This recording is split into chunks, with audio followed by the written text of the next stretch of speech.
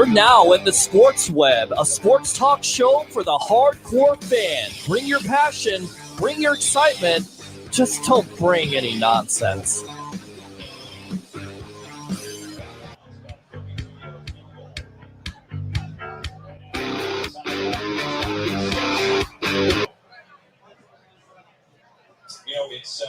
It's amazing, right? Because a lot of weeks, and Aaron Rodgers said, the Packers have won up. Welcome back to another edition of the Sports Web as the Bucs fall to the Atlanta Falcons on a pick six, seventh this year, 28-22 in overtime here on the Sports Web live on Bucs Report. I'm your host, Peter Blake, along with Tampa Bay Ray Kennedy, Best of the Bay, Charles Richardson, Thursday Night Live. But to me, the story should be in the story. I know what the story is going to be. I know how it's going to be painted. It's okay. You can deal with it. You can go ahead and blame the quarterback. You can go ahead and blame the turnover situation. No. But when you're a kicker in this league, you have to kick a 49-yard field goal. You have to kick a 44-yard field goal. You have to kick a 34-yard field goal. That's 9 points off the board right there. One of them could have easily made the difference in this game. Just one. Yeah. He could have been one of three, and we'd be fine. Yeah. One of them could have made the difference. Sure. So the big story of the day is the Tampa Bay kicker curse still exists. It does. Right, and again, you want to get rid of Winston. You fans, you can get what you want, okay? Because Peter. Dude, you got to relax. I know you're upset. No, I mean, take a deep breath. Take a deep breath. Charles, here's the thing. You should definitely be upset about the turnover, but what you should be upset about is how on one moment can Shaq Barrett have 2 sacks in this game. You have a 2nd and 12. It looks like there's a complete communication breakdown in the secondary. Guys wide open. Yeah. I mean, you let the Falcons go down, tie the game up. You put it on your defense. On top of it, you go completely conservative. I get it, Ronald Jones is running the ball for over 100 yards. But some of those calls in this game, it looks like the Packers just won the game. Yeah, Packers major comeback on that one, and they're going to clinch a bye. But anyway, go back on there. But, again, 30 interceptions, 7 pick sixes. It's disappointing. It comes back to haunt you. And it's kind of the predictable way the season should have ended. Listen, for everybody out there, all you Buck fans out there, 7-9 is an improvement of what was expected. So I understand. Listen, a lot of people may have had those playoff dreams. And those playoff dreams obviously fell short, way short, a while ago. Let's go out to the phone lines as we've opened it up. 813-699-5353. You're on the Sports Web. Go ahead. Oh, man, this is Will, man. What's going on, guys? I mean, I don't know what to say after this. I mean, there's so many good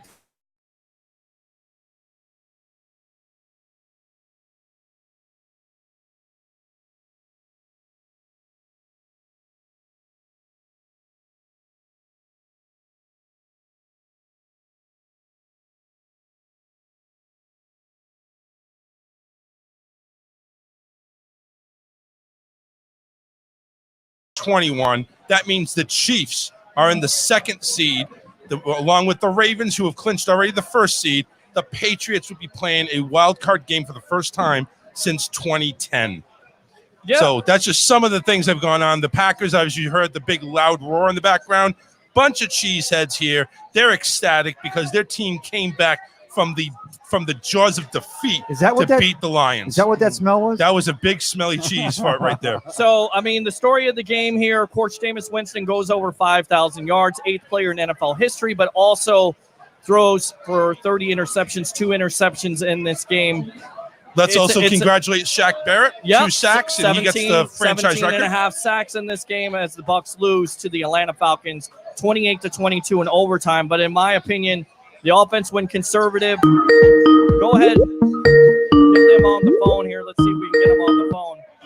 Go ahead. You got to go back in. You've got to X that out there, right there. And there you go. All right. Welcome to the Sports Web. What's your name? Where you calling from? Oh, this is Will Van. Something must happen. I'm sorry there. That's all right. We got one phone call at a time.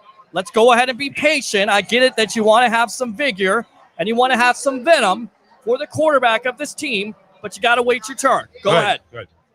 No, the one thing I want to say is that everybody needs to open up their eyes and the Winston haters, because he can throw some dimes. I mean, look at that off the back foot pass. It was pretty much like a no-look pass that he threw up in the air for the Perriman touchdown Right. at the end of the second. And then over the past 2-3 weeks, he's been literally dropping dimes. You can't just sit there and do that stuff if you suck. Obviously, the man's got talent. Nobody's questioning he's not. Nobody's questioning that the kid does not have talent.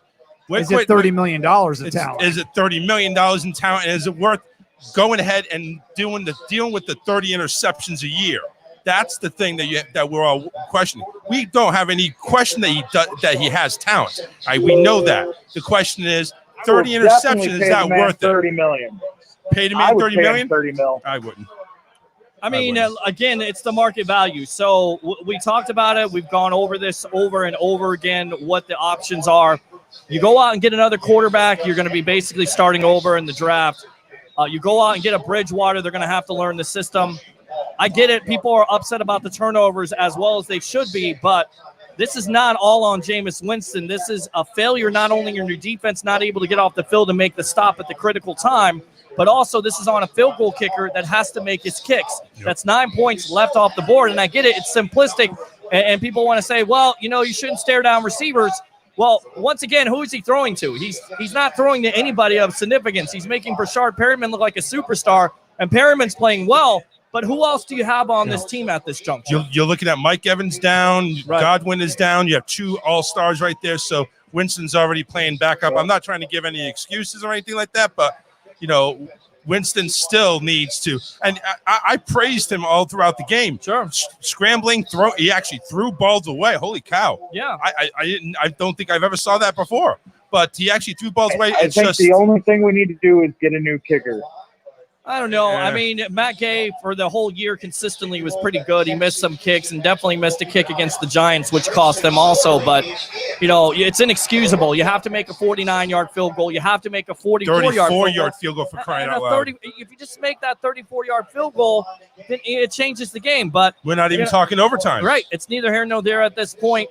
Bucks lose, and they're a 7-9 football team. They're not good enough to be 8-8. And congratulations to the Falcons. I mean, that's all you can say. Can we go ahead since we're talking about the game? Let's go back to the bullshit call with the roughing the passer against Matt Ryan. Right. The guy's not made of China. All right, that was BS right there. No, listen, Matt Ryan plays like he's been made in China. Yeah, so no, that was BS. But I mean, it wasn't even an egregious push. The guy walked in and touched him, and he even tried to grab at him, and Matt Ryan falls back. And we'll get to that next call right now. We're currently engaged right now. And there was what was the other call in that game that was just complete BS? And I don't care about winning. We didn't miss the playoffs today. Right. In fact, we gained 3 or 4 spots in the draft. Yeah, so 7-9 or 8-8, really? No balls, no walls. I really don't care. But my point is, biscuit. No biscuit. Right. But I'm tired of listening to the coaching staff what was the excuse when Matt Gay was missing the short stuff? That wasn't because he's a long kicker, and then we missed 34 and 44 today. I still think Chris Bonio's working with this kid. I still think that you can be a great kicker. Take that call right there. Let the other caller go. All right, there you go. Welcome to the Sports Web. What's your name? Where are you calling from? Hey, this is Matt, Oklahoma. Yeah, what's going on, Matt? Hadn't talked to you in a while.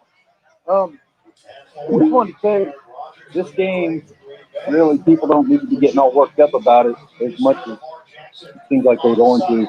Sure. Winston played very well considering what he had to work with.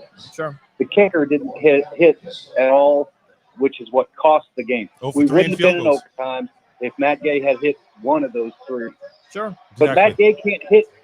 He can't be accurate inside of 45 yards. It's the weirdest thing. If you go back through the whole season, on the plays where he's doing extra point or he's inside close, he misses more often than if he's hitting at 55. Yeah. He's putting at 50 and 58 yards, and he hits it like a freaking driver right down the middle.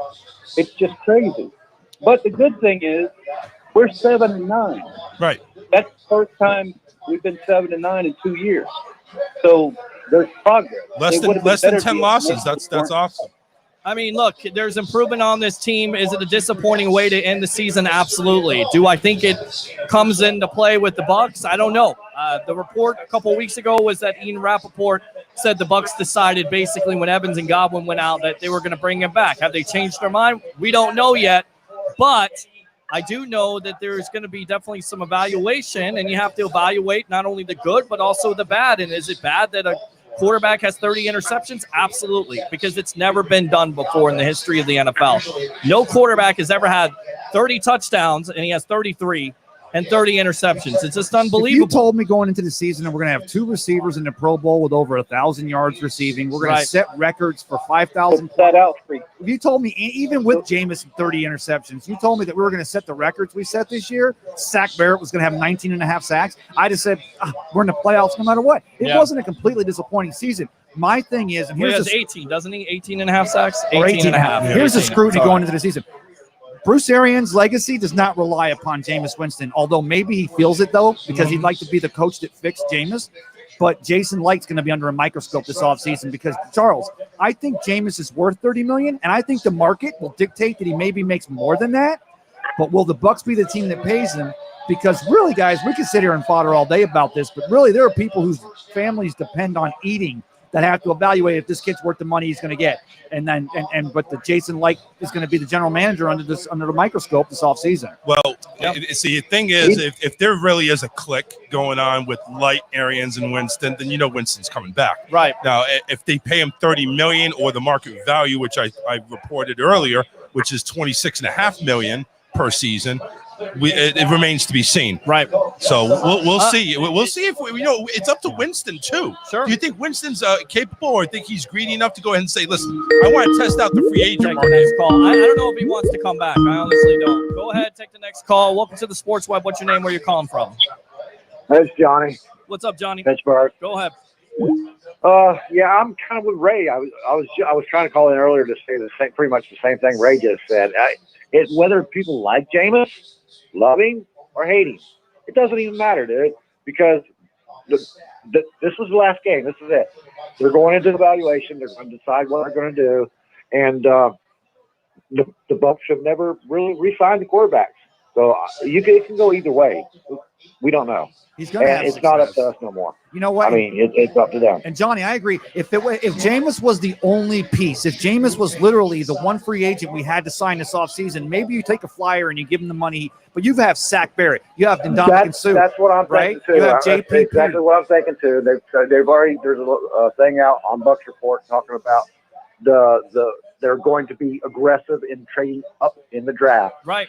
So we don't know what that player is. We don't know what position they're trading up for or anything like that. We're it's all about speculation now. It's a kicker. So we're going for a kicker. I tell you right now, Johnny, I don't think it's a kicker. That's very funny. They really go for a kicker. You could definitely make it. You could I'm definitely already writing make the a article case on that. for getting a new kicker. But, a lot of people assume because they're going to trade up for a premium pick, is it going to be a quarterback? A lot of people assume it could be an offensive lineman. Maybe it's a defensive end.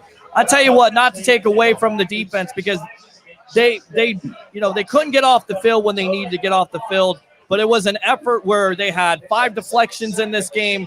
Thought Sue played well. Thought JPP played well. Sue was a beast. You lose Sean Murphy Bunting. And Sue played like a free agent. And he is a free agent now. Right now, yeah. 15 minutes ago. They're all free agents at this point. You're going to have to definitely make some decisions. But I'm just still confused of how you're all right, hey guys, put it in this perspective. Right. Put it in this perspective. right.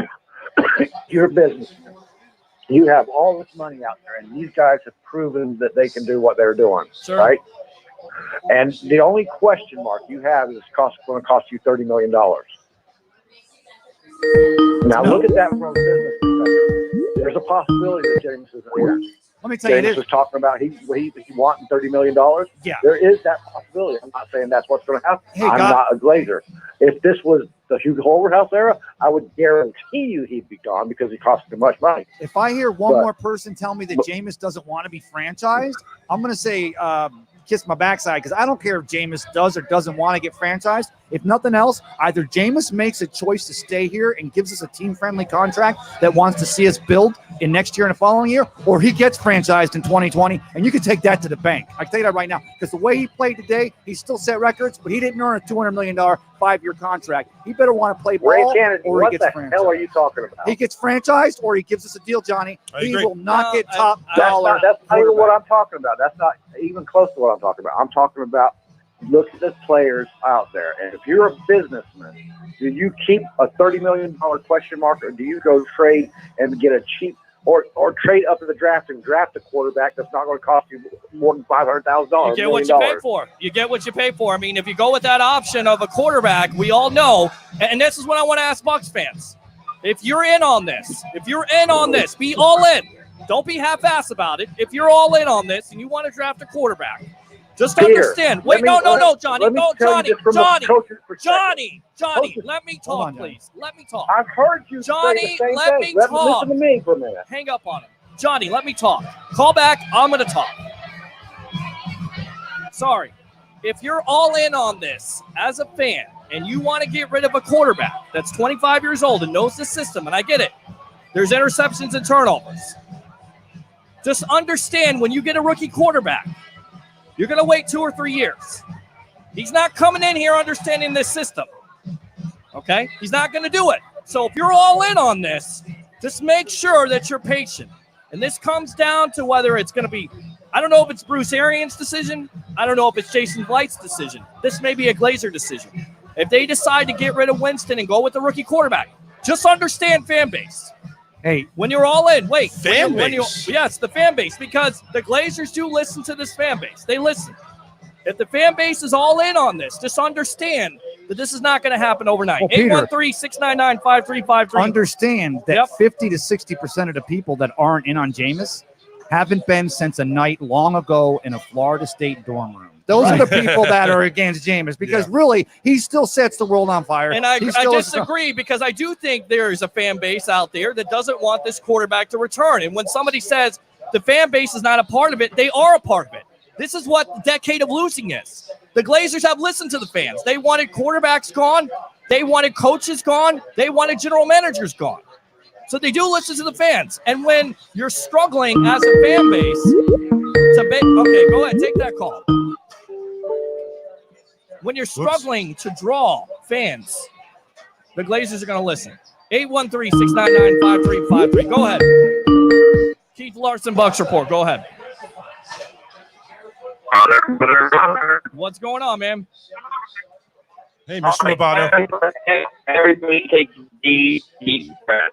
And I'll tell you. Call back, Keith. That was a bad connection. That was a really, really bad call. That was Mr. Roboto calling. We're live here at Ferg, 1320 Central Avenue in St. Pete. As everybody's a little bit emotional, but we say three things on this show. Bring your passion, bring your excitement. Just don't bring nonsense. I'm not going to be interrupted on my own show. Sorry. This is not going to. It was literally, and I don't mean this in a facetious or backhanded way. And Charles, we said this, and you saw the text on Pete's phone. It was literally the perfect ending to the season for it to end that way. Again, I don't think it was a perfect ending to a season. No, it wasn't perfect for Bucs fans, but it was basically irony from an irony standpoint. That was 5,000 yards, two Pro Bowl players, sack record for Shaq Barrett, and then an interception for a pick six on a final play for his 30th and there's interception. so many good things that you can take out of the season. Things. No, it's great things. I mean, I'm not saying it backhandedly. I mean, you know, what would if we'd have drilled the entire length of the field and scored a touchdown and they didn't get the ball back? We lose magic. We lose four places in the draft. I mean, what is that? 7, 9, 8. And that person that probably fits magic is probably aiming it at me, and that's fine. Congratulations to the Dolphins. We're going to go ahead and take our crow and eat it, and we're going to play the first round of the wild card in the first time since 10 years, and watch out. We'll go ahead and be in the Super Bowl again. Watch. And Fitzmagic is going to be what he's always is an inconsistent quarterback. Yep. It's a journeyman quarterback that puts up some numbers. And, you know, people last year, again, somebody saying this is hilarious. I'm glad you're entertained by it. Go ahead. Right, keep it coming. Keep it coming. Let's get Keith on here. Keith, go ahead. Yeah, we're having bad technical difficulties with your phone there, Keith. Are you in a good area? He's in a bad place right now. Yeah, I think a lot of people are. If somebody's saying Spider's cutting the people off, look, I'm not going to be interrupted on my show and told this is the same thing. I'm just asking the fans out there. For all you fans out there, I'm going to be taking the Skyway home. I don't want to see anybody on there ready to jump. All right, we're going to try this again. Keith, are you in a good area? Can you hear me now? There you go. Go ahead. Yes, Verizon man. All right. Hey, everybody, check it out. Relax. That was a horrible game. We can blame the kicker. We can blame Winston. Nobody said anything about the offensive coordinator who halfway through the fourth quarter, Winston has 4 passing attempts. The guy who threw for 5,000 yards in one season, you take the ball out of his hands. Right. Oh, Keith, I think Ronald Jones is looking pretty good at Ronald that Jones who's running 100 yards. I mean, I see what your point is, but I'm also here. If you put the ball back in Winston's hands, look what happened in overtime. Well, I mean, but then again, you right. got a quarterback who's had 4 passes attempts in an hour and a half. Right. I get what you're saying. That's true. So here's how we go. We've watched Jameis Winston all season put up stellar numbers in the second half. Sure. We've seen him lead this team back to take the lead in the fourth quarter 9 times this year. Yep. Okay? So this is the game. This is the game that Byron Leftwich decides to run the ball up the gut in the second half with a 6-point lead. Did a hell of a job, by the way. I got to tell you, though, Keith, if they don't kill that But clock, Matt Ryan might have thrown 3 more touchdowns. They did do a hell of a job because every third down they ran the ball, they did not convert. No, I mean, and that was their problem last week. And again, you know, people say Chris Godwin, Mike Evans, especially Chris Godwin, why is he a complete wide receiver? Because on that edge, he's blocking. You don't have that anymore. But there was converted third downs. There was opportunities to, basically cash in. Your kicker doesn't make it. And it's just that simple. It's simplistic as it is. You've got to make those. You got to finish those drives. And if you can't finish it off on touchdowns, then you've definitely got to get points on the board. And look, the defense did an admirable job. But when they had an opportunity to shut it down, they couldn't shut it down. Yeah, that was the last Falcon drive that actually went ahead and tied the game up. Sure. Even if we put all that aside, everything, the offensive coordinator, all the turnovers, everything, even the kicker, if we just stopped them and didn't allow that field goal, game over, game set, match. There's a whole bunch of things that could have went the Bucs' way to avoided the overtime, but it's the way it went. I'm gonna say something for the fans here at Ferg's currently now for this 4:00 game for the game of the week. It's not like we play in a shitty division and 7-9 we missed winning the damn division. Yeah. We actually gained 3 spots in the draft or 4 spots. It's 7-9. Put it in perspective. It was still a great season. Yep. But I really believe that perfect ending with Jameis throwing that pick 6 puts the coaches in an exact position where they're going to go ahead and make the choice for the quarterback. They're going to either pay this kid the money, $30 million, or they're going to go another route, but they're the ones who get paid to make these decisions. That's it. And they have the decisions, but I definitely think that the Glazers and everybody else is listening to the fans. And if they're not showing up, I think the Glazers are taking that in context. All right, you're on the Sports Web. Go ahead. Yeah, hey. It was a hard game to watch coming down to the end and everything. And man, we got to get Winston a Tom Brady type of deal. Like that's the only way, And then just improve on the running game. Probably pick up some free agents. It's just tough.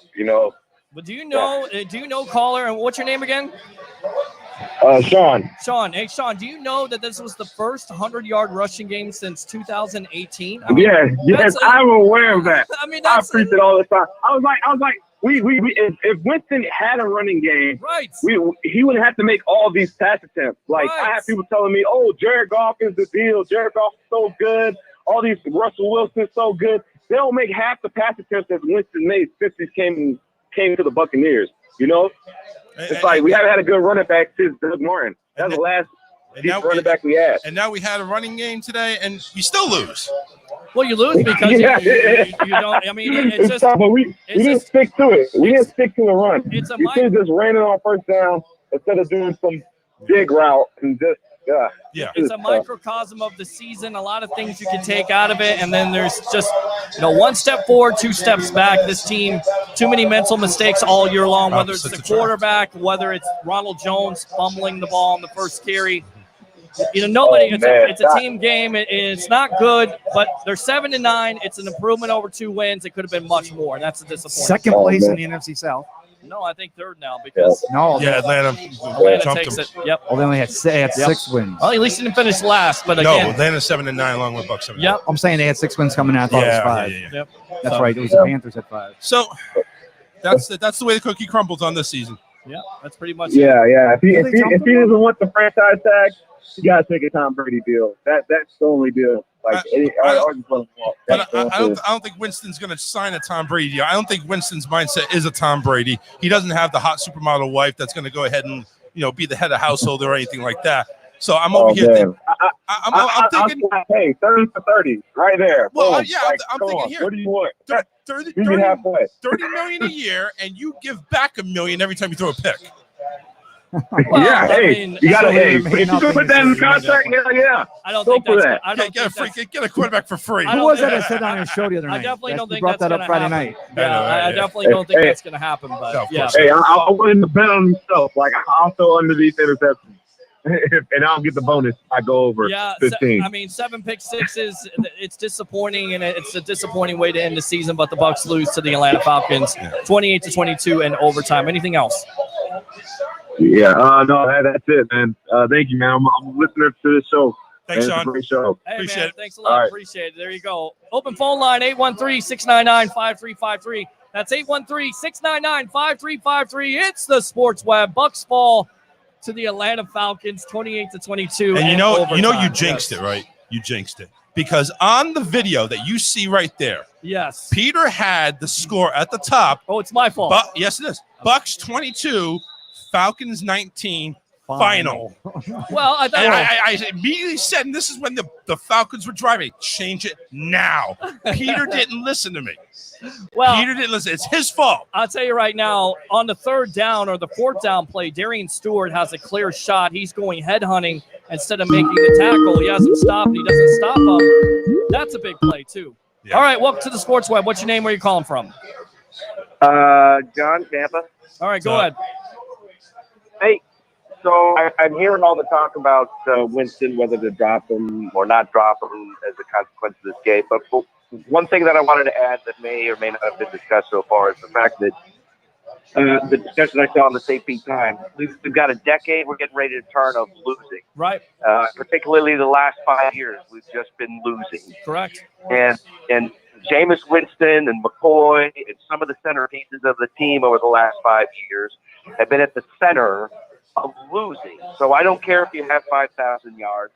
You had 30 picks. You need to be a leader. You need to be in there leading a team and making the right decisions at the right time to bring winners. Jameis, McCoy, and all these other people don't have one playoff game in their kit bag. Not one. Well, to that point. So you basically have been leading a losing effort. I don't care. When you're the quarterback of the team, you're the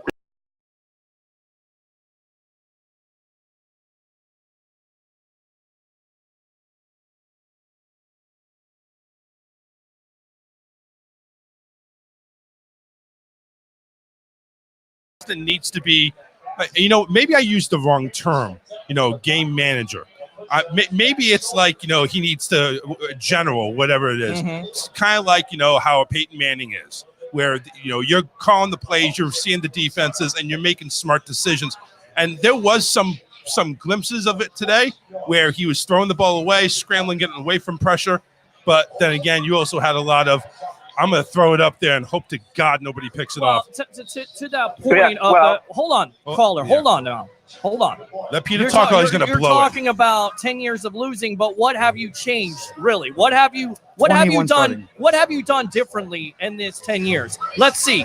First, you hired a coach that was unproven in Raheem Morris. He had a winning season, didn't go out in free agency and spend money. Fired him. You go out, you get Greg Schiano to clean it up, you fire him. You go out, you get Lovie Smith, you fire him. You fired 2 general managers already. You fired 3 coaches.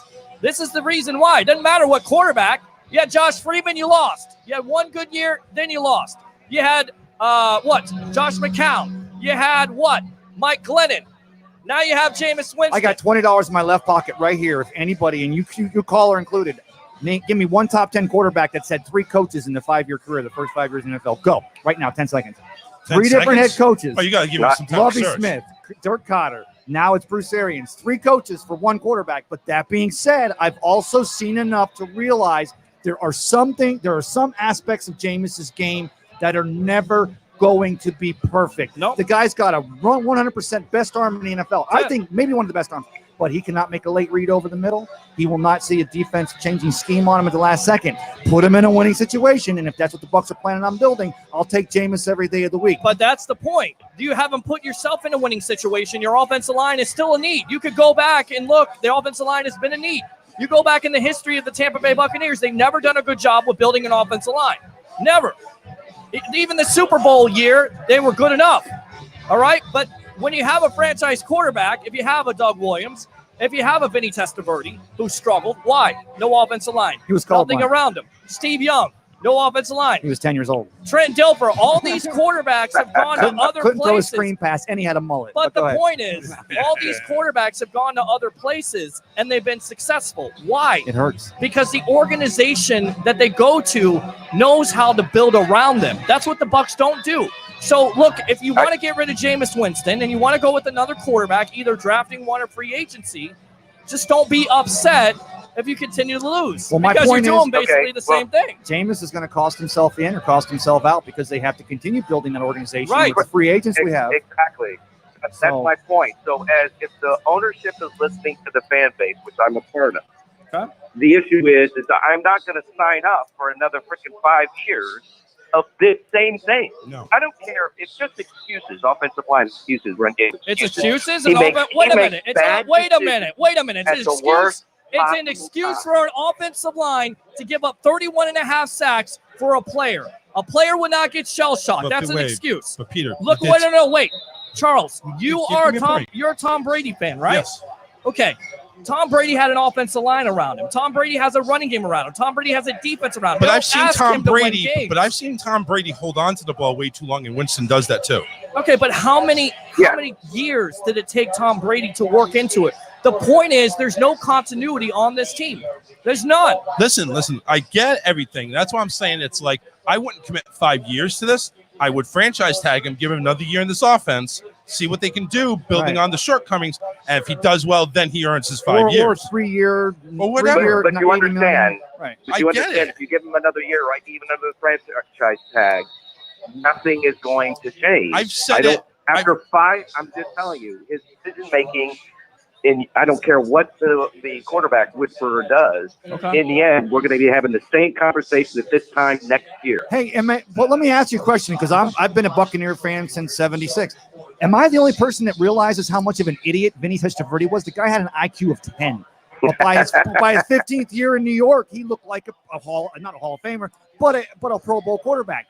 And we have the Super Bowl here next year. And I'm not saying the Bucs are automatically in, but if we're going to get a good run at it, we're not going to do it with a freshman quarterback. We're not going to do it with a rookie quarterback, and we're not going to do it even with a new quarterback with the same system. So it's kind of like that's what my point is that I'm kind of leaving it up to the guys that know. Jason Light wants to feed that family depending on the decision he makes. Bruce Arians has a legacy, but he wants to win a Super Bowl more than he wants to make Jameis a superstar. So I really believe that the people that make these decisions are going to make a good one. I just don't think you're right. Caller, you're right. Sean, right? You said? I was last caller. I think that Winston doesn't get they don't back up the Brinks truck and say name your price. He either gets franchised or like you said, Charles, we give him a 3-year deal. But either way, he's not getting a 5-year deal with a $50 million signing again, bonus. it comes down. It comes down to market. It comes down to body of work. And you heard what Coach Arians said. I don't care what he did the last 4 years. What he's doing now. So was this enough to show? We'll see. Because they have until March to decide. He showed a lot of great stuff. But again, it comes down to a team effort. It's not just on one player. One player can't win you games. Field goal kicker's got to kick. He's missed field goals this year. It's cost his team. The defense. That's not going on the Winston bargain hunt here. The Winston bargain hunt does not revolve around kickers. It does not revolve around wins. It revolves around stats there, stat boy. It revolves around that. So what does an elite quarterback do? They have a 3-to-1 touchdown to interception ratio. What does Winston have? 1-to-1. No, not a good year. Definitely you can't. I mean, there's no way around it. You can't say. But again, I think there's other factors that the Bucs as an organization have failed in with trying to build an offensive line. They haven't been able to do it because it took a lot of sacks this year. Whether he's holding the ball or not, he's still taking those sacks. He's still getting hit. You don't have a consistent running game. I mean, it's the first time you've had a 100-yard rusher since 2018. And that's something all to build on in 2020. I will agree that the offensive, if you sink too much money into Winston, you're narrowing your ability to find some quality offensive line. That's a fair point. And yes, you do need them. That's a fair point. Just, all the stats and everything is, he's thrown for a lot of yards. I got that. But the issue is he's thrown for a lot of yards because he spots the other team 14 points every freaking game. Well, come on. And then your defense also can't get off the field at the beginning of the year. They're giving up 99-yard drives. I mean, and you tell me the defense that I saw play last week. Last week, but or what week was that? More What like week? the What did they do? Wait a minute. What did they do? What time. did they do in the first part of the season? He was going to blow a head gasket. No, I'm just saying. What did they do in the first part of the season? Answer the question. What did they do? They didn't do a lot. Okay. You had all the rookies on the backside trying to figure and what the hell was going on. whose fault is that? His head's going to start spinning. Wait, whose fault is that? Jason Light. Jason Light and Bruce Arians believing in that. But once again, the power of Christ compels you. You got to have some reality here. If you have a new offensive system and you have a new defensive system, there's going to be some bumps in the road. Thanks for the call. 813-699-5353, 813-699-5353. Well, the defense played well. Well, how many weeks did it take him to play well? All right, calm down, man. I'm just saying. Listen. It's 7-9. It was an improvement. It was an improvement over last year. There are some good things about the defense, especially after Hargraves left. So the defense has started to gel. If everybody stays on tap on the team, offensive, defensive coordinator, head coach, in the same system, and Winston does not want to go ahead and do this 2-year deal, or maybe just say give a trial and see how you do the next couple of years under the same system, and we give you our faith as Bucs management to go ahead and revamp the offensive line, or maybe give you some more weapons. Then franchise tag Winston. Either he's going to accept it or he's going to test free agency. It's going to be franchise. I think it's franchise and give, and you believe in yourself. And you know what? I very much expect him to come out next year and earn a 5-year. And Ray, there's no question, regardless of what we're saying here, we know the kid has talent. Bingo. Jameis Winston, number 3 of the Tampa Bay Buccaneers, does have talent. You cannot do what you do and throw 5,000 yards, 32 touchdowns if you don't have talent. And be a leader. The problem is the turnovers, holding onto the ball, and the sacks, which some of those sacks, Peter, without blowing the head gasket or making you hear any straighter, some of those sacks are related to Winston holding onto the ball. Sure, but again, I'll say this. You have a running game, right?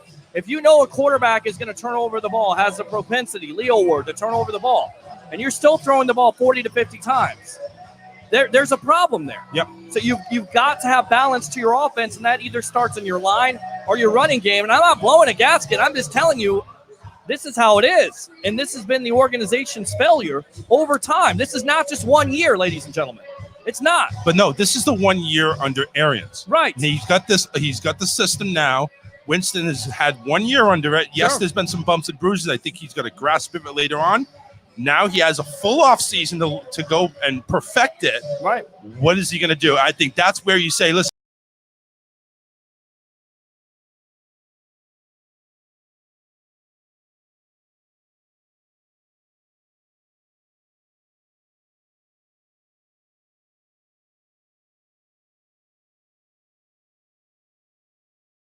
Well on the franchise tag, or at least some incentive contract where we'll give you a base salary, but the rest of it that you earn is going to be based on incentives. Yeah. Let's see how well Jameis is a team player, because Brady, hate to compare the two, but Brady has always taken the step down to help the team. Yeah. Will Winston do the same?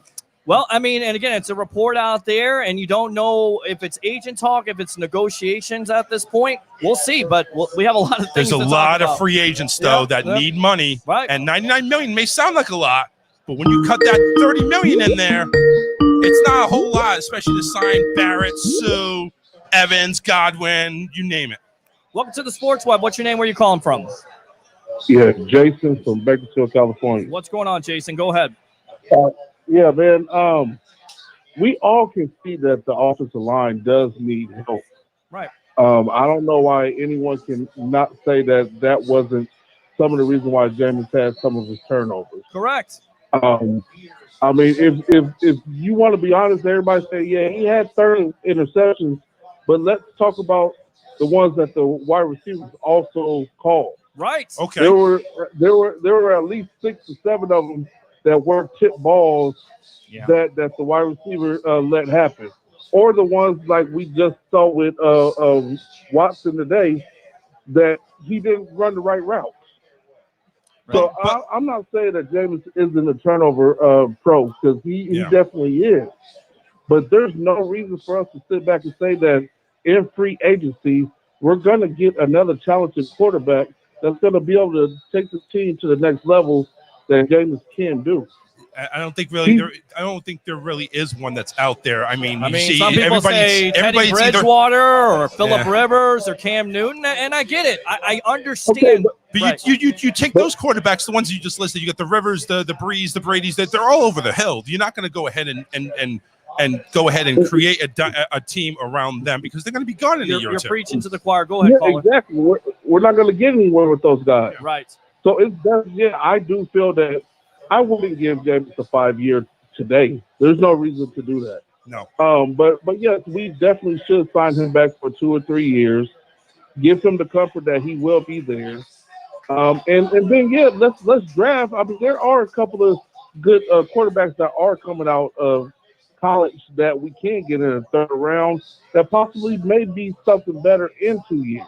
Yeah. But just to say, just let Winston go like all these haters are doing. Don't get me wrong. I toss my remote or my phone when I'm watching it or something like that. Also when he does dumb stuff. Oh yeah. But I mean, if you really want to sit back and look over his whole 5 years and everything, Winston has done great things. But at the same time, he has an offensive line that causes him to do bad things also. Yep, 31 sacks an average coming into the year, and that's over that. It's like 46 or 47 this year, maybe. I mean, it's not good, but I'm not going to sit here and say it's all the offensive line. I've come on this show before and said Winston has problems with turnovers. You can't turn over the ball. Yeah. I've also said that there's quarterbacks that have been in Bruce Arians' system. This is a statistical fact. I know you love the stats. Carson Palmer, high interception rate, and also Andrew Luck, high interception rate in the first year. In the second year, when they settle down, but again, 30 interceptions, not a good thing. But that's where I say that second year, that's the franchise tag. That's the second year. Let's see. Okay, there's no. This year we said no excuses. Right. Well, now one more year. I'd even like to see like a 3-year with an out, with an incentive clause out. Because I'm not saying Jameis doesn't deserve to get paid. As Charles and I and Peter will all agree, I'm sure you do, caller, as well. Jameis has got one of the best arms in the NFL. He's definitely going to get paid. Right. So here's what I'm saying. Here's my point.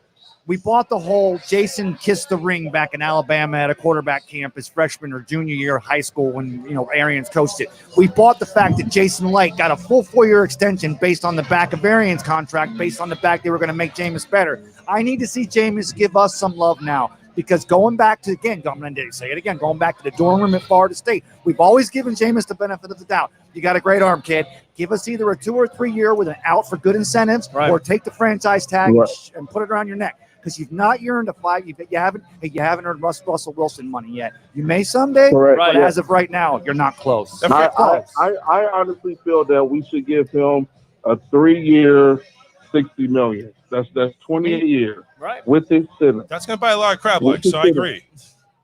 I mean, that can push him up to about 25 to 26 over the year if he has a great year. But give him an out with a Pro Bowl. Give him an out with a Pro Bowl, or you go to 10-6, or you take us to the playoffs.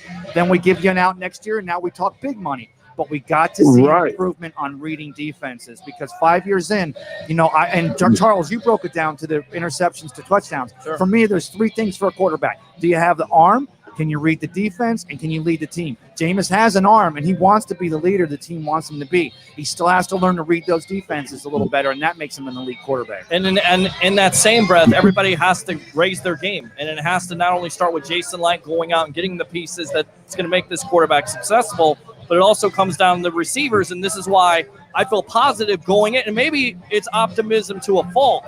Is it, I said 10 wins this year. We'll take that call back. I said 10 wins this year, and they could have easily had 10 wins if some things go their way. But you have to feel like if you're going into the second year, that everybody on this team is going to feel a lot more comfortable. The wide receivers, the offensive line, the quarterback especially, hopefully the tight ends, because the tight ends have been one of the most disappointing facets, especially O.J. Howard. Cameron Braid has outplayed O.J. Howard this year, honestly. O.J., what a disappointment. Disappointing. My POS player of the year right there. Trade him. he should be traded. But what could I we think what OJ could we get for him traded. at this point? Well, first off, the Patriots were looking to trade O.J. Howard. They could have given a draft pick. Sure, the but Right. Patriots were looking 3rd or 4th round, and Or- the Bucks thought they'd get caller, something do you want to trade O.J. Howard to the Patriots and let him do what the Patriots always do, not which for a is turn? 4th round draft pick? No, I mean, that's Well, You- who are you you know going to what? get? Who else are you going to get? You know, I would Chomping at the trade bit. OJ to the Patriots, honestly, for probably their 6th best tackle, because he's probably going to be better than our tackle on the right side next year. Yeah. Because we're going to get rid of Dawson. Wow. yeah. Dawson is gone. I think he's going to retire. Yeah. All right, I'll tell you what. You- I'm going to let you go here. Thanks for the call. You can call back. We'll have Leo Haggerty on. I want to read these webhead comments, and then we'll get to Leo here on the Sports Web Wild. I think it's best to bring Jameis back, says Ben. This was not a good scenario for Jameis, especially the way the game ended with the pick 6. Franchise him for another year. Let's see what he can do next year. Still Right. love my Bucks, says Sally. Thanks a lot. Season's over with. Now it's time to take out the trash on the team now. Hard to throw out half the fan base, says Keith. It's the curse of the Gasparilla. The only way to break it is to change the team uniform. Only then will the ghost of Jose Gaspar rest 10 years. I don't know what the hell What the that hell is. is that talking about? Too much eggnog. Winston gives too many biscuits to the opponents. Good. I hope they can keep this defense together, hopefully, because JPP, when he's came back, and that was another thing. You know, starting off the year with the 8 straight road games on the road in London, and then not having one of your best defensive players in JPP, you get him back, and you see this defense take off. So the Bucks have some major decisions to make in 2020, and we'll have it here covered for you on Bucks Report Live on the Sports Web. Let's see. 9 points, damn, with butter. Gay is trash. This is hilarious. Bucks fans have zero to do with it. We covered that, Johnny Dean. Hopefully you're still on. Gay, a rookie. I think he does. He needs to do much better next season. Fitzmagic. Stevie Wonder could throw better than Winston. Fitzmagic, says Tay. Gay doesn't even kick off. Pinion does kick off. Whether it's a missed kick or a quarterback interception that takes place, it's a turnover. I want my team to compete for the playoffs. Yep. This team cannot compete with the number of turnovers, and change has been made at the kicker and the quarterback with the weapons on this team. There are players, rookies, or free agents that would definitely improve this plus minus. Got to address that area stat.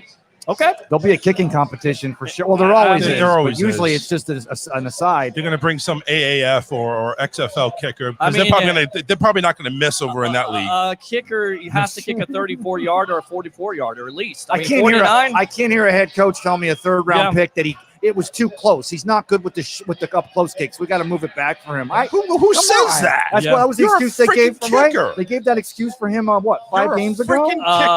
Let's see. He misses the extra points because they're too close. Listening to the best sports talk show in the Tampa Bay area, the Sports. So wait. Bucks So you know Report. what? So you know what you Go do? ahead. You take a couple of false starts and back them up 15 yards. But then they make the decline extra it. So you know what you have? You have Jameis run at 25 and go out of bounds instead of throwing an interception. Now we put Gay in field goal position and we win the game 25-22. Oh Yep. my God. Thank Okay. you, B-Fam. Ridiculous call. Pick 6 to lose the game with Tender is unforgivable. Jameis' first pass last is a buck. Pick 6s. 12 years of bad football. Thank you, Glazers. It's not the kicker. It's not Winston. It's the not the damn Glazers curse of the either. Gasparilla until we change the uniforms. Did this guy just say 7-9 was still a great season? I didn't say it was a great season, but it's an improvement over 5 This and 11. team never Listen. gave up, and I Right. haven't seen that in a decade. I mean, Listen, again- 7-9 for the Bucks is like a Hall of Fame season. Come on now. No, but I mean, we still look, have- boys, we have a decent nucleus, but we need quality free agents, a decent kicker, and a quarterback who can make better decisions, period. Always a nail-biter, rarely wins convincingly. It's been the way for years. Who are our talent scouts? They lose more than they win with their evaluations. My opinion, once again, we need a quarterback, kicker, and running back. Won't argue about getting BA. We need 2 good offensive linemen pick up in the offseason. Good or bad move, if measurements, metrics mean anything, and you have this number of missed kicks and 30 interceptions, an immediate change must be made.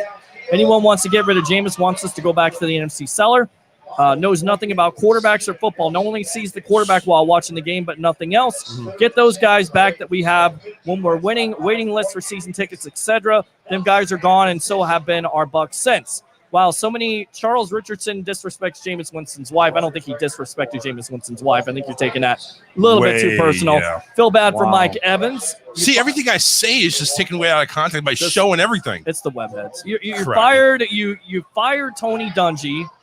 Somebody says here. Let me see what they're saying. You're going through a lot of Yeah, them, well, I'm man. trying Holy to. You fired Dungy, who bought this team to respectability. Got a 1-year Dungy coach brought the to team? win it all, and then we sucked since. I'd rather be consistent winner than the consistent loser.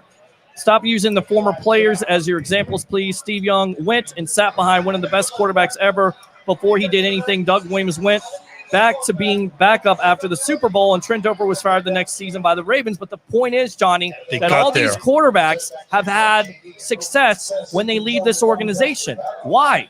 Because they're set up to succeed.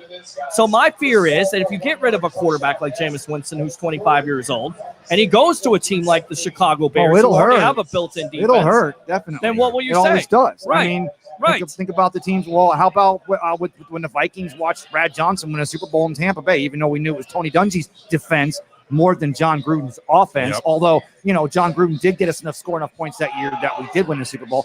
But my point is that, I mean, it always hurts to see a player go elsewhere. And I'm not saying I want to see Jameis go elsewhere. I'm just saying I don't want to see us go into cap hell for the next 5 years because we threw the bank at this kid. And right now, is DeMar Dotson a free agent now? Or is our I right think tackle? DeMar Dotson is done at this point. But He's we seen his even without, best days. but even like Peter, I'm sorry, I He's forgot a free this. agent. He's a free agent. But you pointed out today, just that with Jensen, with Marpet, and with Donovan Smith. Highest paid offensive line. Highest paid offensive line. So Yeah. what are we going to get Jameis? A 4x4 trucks to block one? And again, and it's not so much Jameis's fault. The defense knows going in automatically that there's a 3-1 chance the Bucs aren't going to run the ball because our offensive line can't open holes. Keep the coach, the great quarterback, all the D-line, keep the playmakers, shore up the offensive line, another good corner, find a kicker. We're in a long time. Keep all the coaches. The team is on the up and up. Ask that person that's wanting to keep. Are you a financial advisor? Do you have like a budgeting thing? Because you may need to budget that $99 million. Again, $99 million may sound like a lot, but all these key players that are jumping into free agency, it's going to go quick. Half of it's gone before we get off the defensive line. We'll see what the Bucs do, but they'll have $90 million, and there could be some cuts where they free up more salary, and also the NFL salary cap goes up every year. It's going up to $200 million this year. So. I don't buy the Ray. I don't buy that Ray. Arians came here to fix Jameson Light, getting him out of the announcer's booth. Charles Richardson looks like I'm not going to read this. I'm sorry. No, you're just saying you're a Winston hater. Yeah. There's an argument that from a schematic point needs a stronger running game, but 30 interceptions is still unacceptable. Go to free agency draft, as it would be a very good bet that anybody brought into this team with all the skill positions or not throw 30 interceptions. It could make the splash we need. Okay. Drinking game every time someone makes a point on Jameis interception. Peter says, but again, right after that, every time Peter says, but again, take a shot. Well, Ben, you've taken enough shots all year long. Most of the time when you speak on this show, you're the troll king. You probably don't even have enough money to buy all the alcohol that you're shooting right now. I mean, you're drunk all the time. So obviously you've taken nuts of shots. You don't even need me to say, but again, Did you say nuts of shots? I'm saying enough of shots. Oh, enough of shots. Enough of shots. I thought you said nuts of shots. Dude, shut up. Shots of nuts. We're live here at Ferg. Usually I'm the one left holding the sack. And St. Pete. It's the Sports Web. I'm your host, Peter Blake, along with Tampa Bay Ray Kennedy, Best of the Bay, Charles Richardson, Thursday Night Live. It's been a fun day, even though the result isn't Has great. it, though? It really has been a good really day. has. That was a fun game. Let's see. Gary says, if you make right decisions, we can do better. Talent evaluation. Yeah, I'm not bashing Jameis. I just got a text message that Leftwich is now really hitting Jameis's nuts right now. So Jameis has got talent, but under fire. Fake news. It's under risky. Tries to fake. Let me see. He's got talent, but under fire, he is too risky. Tries to make too much happen, and the result is not good. I agree with that. Just want to compete and win. If the leadership feels that strongly that Winston will improve, then sign the big deal. We'll all move past this. We need his head in the game. I don't think and the leadership feels strongly now. I mean, I think they realize that he's got the potential, and he's a good. He still needs to prove himself. A better than average quarterback. But I don't think that unless you can prove to me, and they know watching, they have a lot more access to film than we do. If I'm wrong about Jameis not making those correct reads over the middle on double coverage runs, and it is just a play calling, then maybe you need to second guess your offensive coordinator. But my point is that they know better than we do. I just don't know if they know. And the thing is, for me, guys, again, the Jameis people are. Coach Tom Pizzone, friends of mine, a lot of friends of mine, always the problem, the people that have problems with Jameis, it was always a character thing, even more so than the play. The interceptions, they just add to the narrative, but still. Crab legs. I mean, it's crab legs. He did a lot of young things. He's got a kid now. He's got a beautiful family. Right. I mean, the incident was 3 years ago, but people don't let it go. I mean, it is what it is. But he's always going to be tagged on that, even though it's a non-issue now. And I kind of go back to what Leo Haggerty Ben was talking. Roethlisberger weathered a storm, but winning Super Bowls does that, doesn't it? But here's the thing. I go back to what Leo Haggerty. We don't even know if Jameis wants to be here. Right. I mean, franchise. That's and to what tell I mean. you the truth, reading the other night, reading an article from about 15 years ago about Vinny Testaverde. He didn't want to be here. He was a first-round pick out of Miami, big-time expectations, and they asked him to basically take on the team and throw the ball with nothing around him, and he couldn't even go out personally to a mall with his kids and his family. He didn't want to be here anymore. So let's also look at it this way too. From a report from CBS.com, and this is how confident the Bucs are in keeping Winston. Right. There have been no talks whatsoever about extending contract, extension, franchise tag, nothing. Maybe not. So maybe we don't see Winston back in a Bucs uniform because of a mutual disagreement. Maybe, and that's certainly a possibility, but I don't know why anybody would come out and say, he's going to be our quarterback, because it's about negotiations at this point. The way him and Byron hug it up on the sideline, he looks like he's a happy camper to be here. We'll I just hope that I think it's curious how the announcement from Ian Rappaport, who's pretty much on before the Texans game when Godwin and Evans were ruled out. Basically, they said the Bucs as an organization have made the decision that he'll be here next year. Right.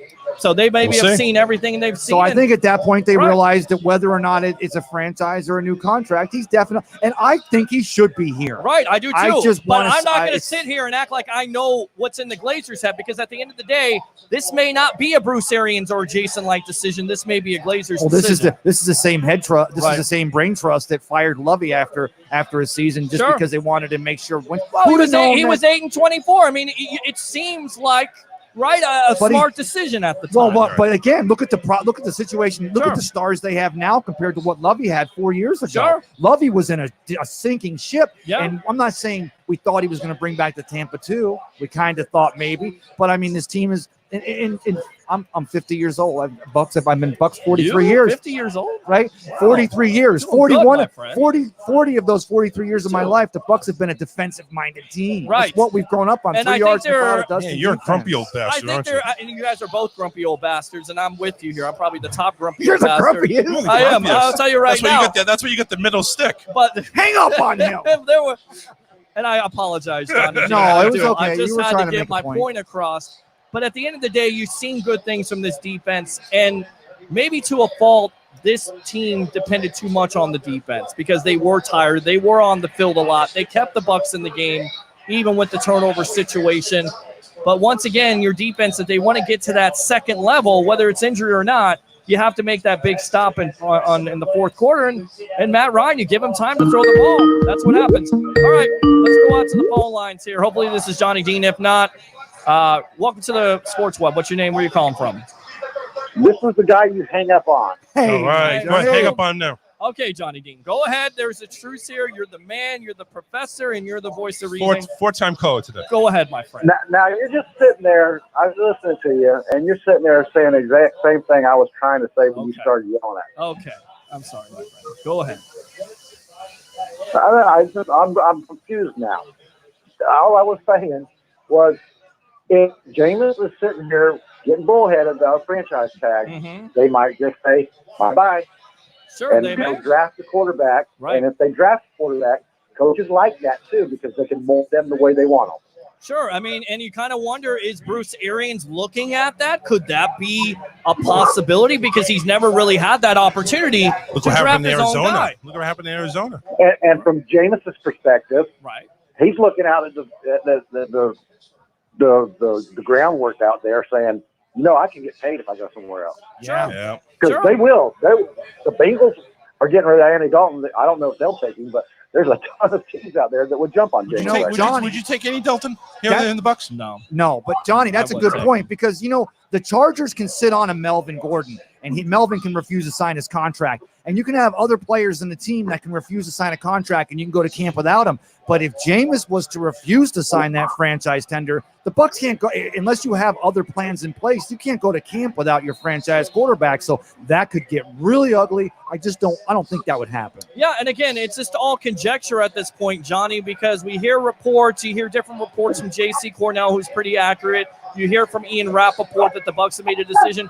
We don't know. I don't know. I can tell you what I would do. You know my decision on this because I've seen it. I've heard this song before, and I've seen the movie before, and it's a reboot, and it's not going to be good. But, they may have a different plan where Bruce Arians wants to draft a quarterback and still keep Jameis. You like the optics? If Jameis's camp calls up Jason Light right now and says, we want Russell Wilson money plus $1. You're just.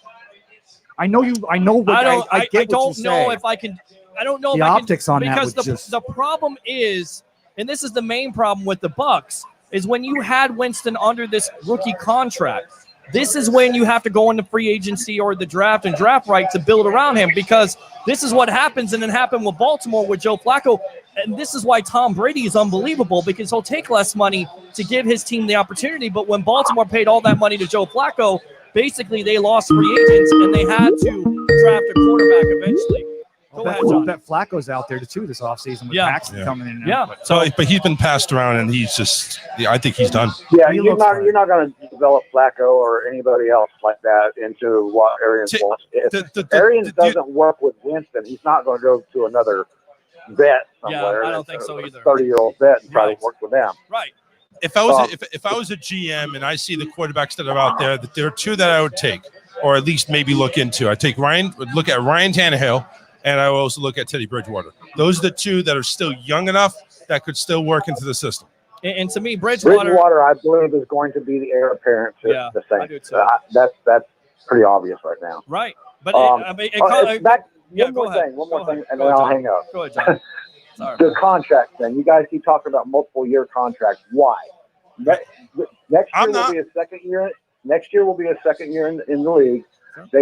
I imagine they figure, well, give him one more season, we'll know exactly what we have with him. Exactly. Then somebody will be out in the draft. That's my stance. These two, Tweedledee and Tweedledum over here, are talking about multi-year No, contracts. it's potatoes. My point is, Johnny, I'm not saying 2 or 3 year because we're going to get another year to evaluate. My thing is, if Jameis's camp says we don't want the franchise tag, we think we've done enough to get glitzy and glamour, they're going to give him some kind of inflated cap number or a prorated bonus to sign up front with an out in the second or third year, so that if he continues to improve the interceptions and he produces at a Pro Bowl level, then he gets Russell Wilson money. He doesn't get Russell Wilson money as of right now today, but maybe a year from now he does, and the franchise tag would seem to cover it all. But if his camp has got a problem with the franchise tag, then a 2 to 3 year just makes the numbers look better. Sure. I mean, and it's going to come down to negotiations. It's going to come down to whether the Bucs have made a decision on him or not, and they may very well go back and forth on it. We saw the Gerald McCoy situation where Coach Arians said Gerald McCoy is going to come back. He means a lot to this team. And then the next thing you know, he said, well, before that, he said, well, I don't really think he's that great, and he's not worth it. And then he's gone. So you just don't know, but we'll have you covered here on the Sports Web Evolution. You're not going to know until the ink is dry on the contract. Let me ask you this, though, guys. Well, Winston's agent's got to walk a fine line with that, because you know for a fact that the Bucs do not take ultimatums. Who reads defenses better as of today, as of the 29th of December, 30th of December, 2019? Who reads defenses better, Jameis Winston or Cam Newton? I'm just asking because I think it's pretty close. I think it's Cam. Well, here's the problem with Cam. I think that is close because Cam has never developed that either. Right, but here's the problem with Cam. Carolina's not going to trade him for nothing. You have to give up not only a draft pick, but also you have to pay the guy. We don't want Cam here. I'm not saying I don't think Arians would take that personality. I don't think so either. That's damaged goods right there. Oh, yeah. Right, and he's up there in age. He's 31, 32 years old. I think he's seen his best days, but it's a good point. We'll be talking about it here on the Sports Web. Johnny Dean, the professor, the voice of reason. All right, thanks a lot for calling back. Thanks, brother. All right, man. If Herbert's there at number 17 and we haven't signed a franchise,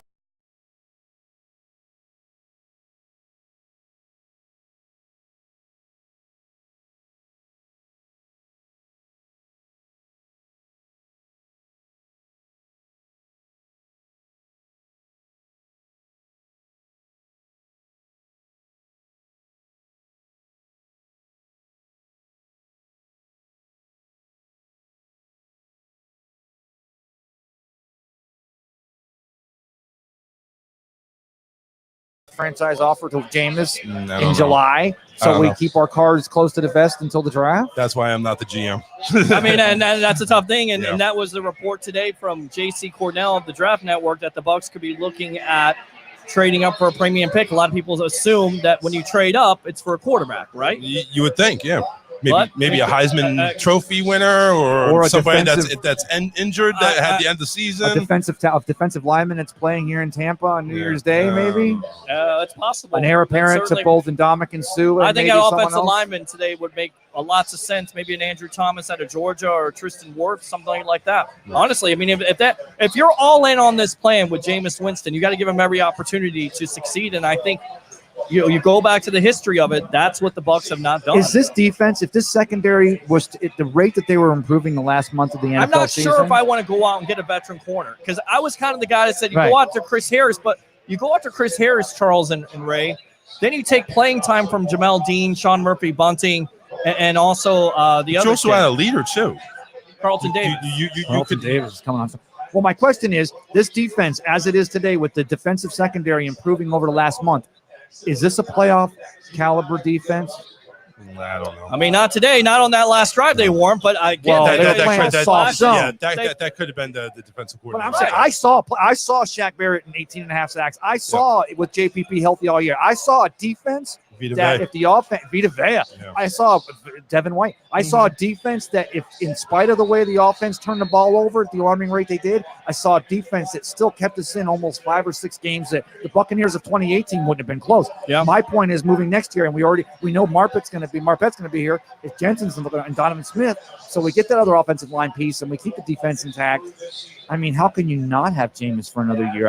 And then the upside is Jameis can have a 15-year career. And then look, if you sign him to a 1-year deal or you sign him to a 2-year deal and you say, you know what, it ain't working out, we're not getting the wins that we need, and he's still committing the same mistakes, then maybe you move on. Jameis doesn't want to hold out. I mean, there's literally no story about that. This is known. This is fake news here. Right. But I mean, people say, "Oh, well, Jameis, he wouldn't like to be franchised." No, I don't really care. Let me go back out to the web heads here. It's a job. Gary says the Glazers should listen to Daddy. They didn't pay attention. Let him roll back the tapes of time. Wow, Pops, you're so smart. How did you figure out? Okay, sorry, Jameis isn't gonna go anywhere except anything less than at least $25 million a year. I just don't see it. Rookies these days are winning. Please trade O.J. Howard for 2 first-rounders. I don't think you get 1 first-rounder for O.J. Howard. In the XFL, you can maybe get 2 consolation. Great point. O.J. might be on his way to a bust. His impact has been weak at the pro level. Is the offensive line too weak to let him line up outside? That's certainly a possibility with the injuries early on in the season. But he has not been a good blocker. And you know what? I don't necessarily think they don't know how to use these tight ends. I really don't think this offense is really predicated, Leo Ward, to tight ends. You just got to look at the tight ends. And you don't look at the tight ends as tight ends. You look at them as what they could be. You could look at them as a 4th, 5th receiver. Right. I mean, they don't block, so you bring in a 6th lineman. Especially that big sack that they had today. I mean, I swear on the replay, I saw OJ actually turn and let the defensive end get in there. So somebody forgot to block that one side when Winston was doing a bootleg. Right over OJ Howard. I mean, it was his guy. I mean, OJ Howard had to move to get out of his way. Yeah. I mean, I get it, OJ. You want to make yourself available for the outlet pass should Jameis get under pressure, but you've got to stop the initial pressure. It's ridiculous. Yeah. OJ Howard, 3rd year in, big disappointment. Big disappointment. Biggest, my POS player of the year. I already said that. Yeah. Let's see. You need to find dummies to take advantage of. Sorry, Bucks. I know it's been a hell of a foul ball. Other way around. Will you shut up? It's never too late to figure it out. Got to sign running back. Eckler would be good. Get rid of Winston. Move the team. Move the team. That's the Rays. All right, wrong league. The Rays can play in the dome. They can play Raymond James Stadium. Let's do that. Yeah, they'll cut Adams, restructure Golston and Jensen. Deontay, one of my favorite texters here. Jameis needs to take the tag, work on his neck up issues, and the offseason he could end up being paid what he wants, but with a worse organization, he has to be careful what he wishes for. Possibility. I'm that person. The money is there. Franchise Winston. Trade OJ. So on. The Glazers can work the numbers. What's going on, Richard? Matt Gay lost the game. Love your show, guys. You're awesome. Thank you very much, Gary. Appreciate you. How many offensive coordinators does Jameis Winston have to put in the top 10 and passing offenses in the league? Would be nice to have top 10 running. It would be. Nah, Peter, I graduated the year he became a team. I'm original grumpy bastard. I actually think they trade up for an offensive tackle. I agree. Safety like Eric Weddle, possibility, maybe. Urban is checked in, not so much about Byron Leftwich. Draft O-line stud, left tackle, sign Sue, JPP, and Shaq. Get a safety. I agree, Travis. Keep Winston franchise. We've covered this before. Once again, go ahead. If you want to keep all these guys, go ahead and see what you're going to do with 90 plus 12 million. Sure. And you tell me how you're going to divide that up. And Donovan Smith, does Donovan Smith transition to the right tackle position? Because if you're moving up to draft an offensive lineman, a sure thing. Marpet at left guard is not your guy. You're not going to go right guard with a high draft pick. Well, look, you're not going to move up to draft the right tackle. If you think that Donovan Smith, do you think there's somebody better in the draft than Donovan Smith? Well, Donovan Smith moves to the right side. Move him to the right side. Well, I mean, move him to the right side, Right. right? I'm just wondering, has he ever played? I don't think I've ever seen Donovan Smith play right tackle for the Buccaneers. I just don't think you can go wrong by drafting line. I mean, either offensive line or defensive line, and that's what this organization hasn't done, Charles. Yep.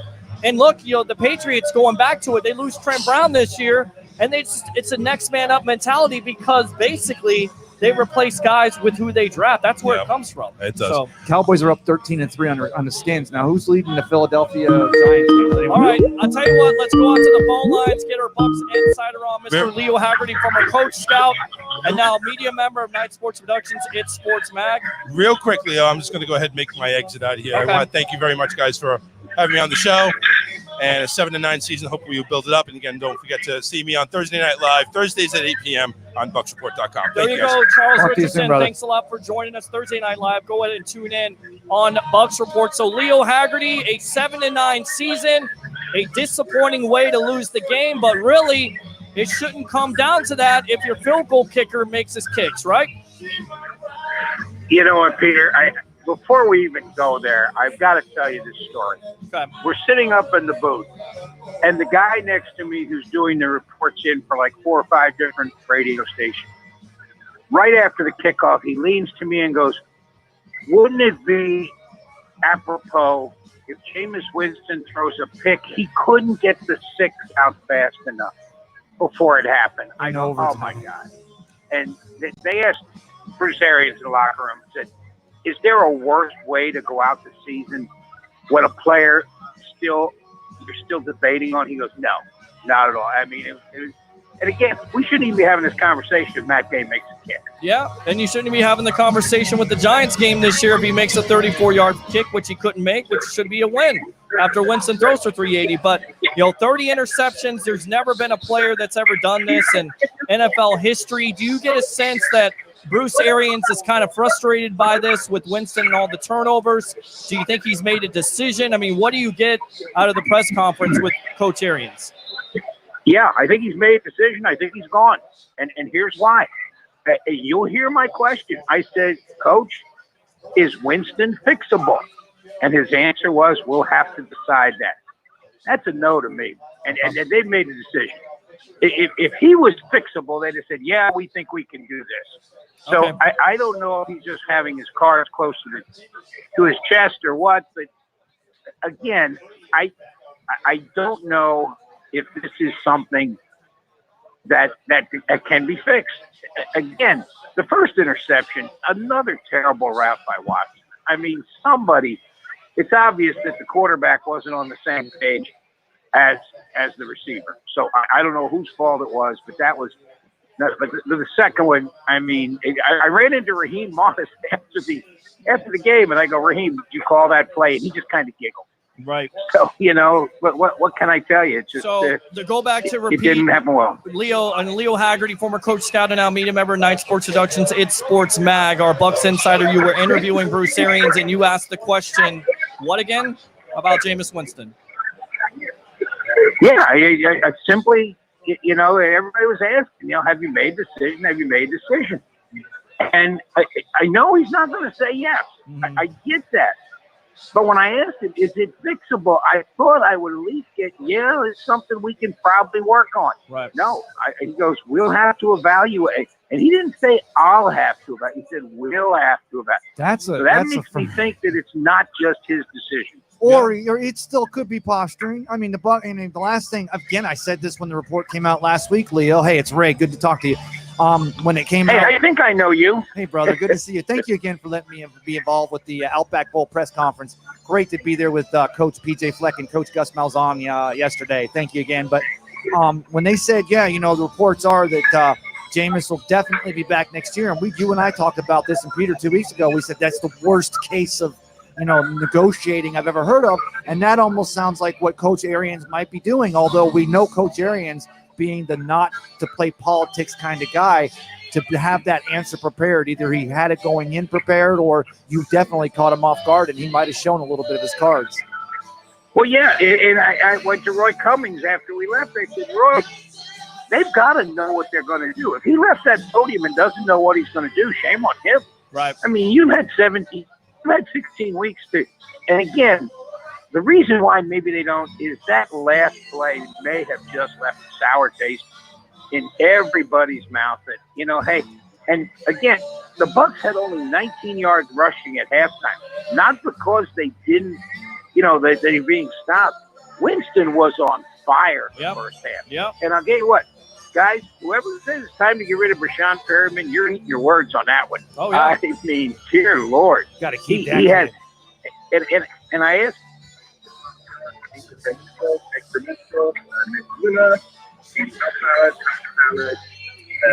Leo, we're kind of losing you there, Leo. I'm here. Go ahead. Oh, okay. Oh, no, go ahead, brother. Go ahead, man.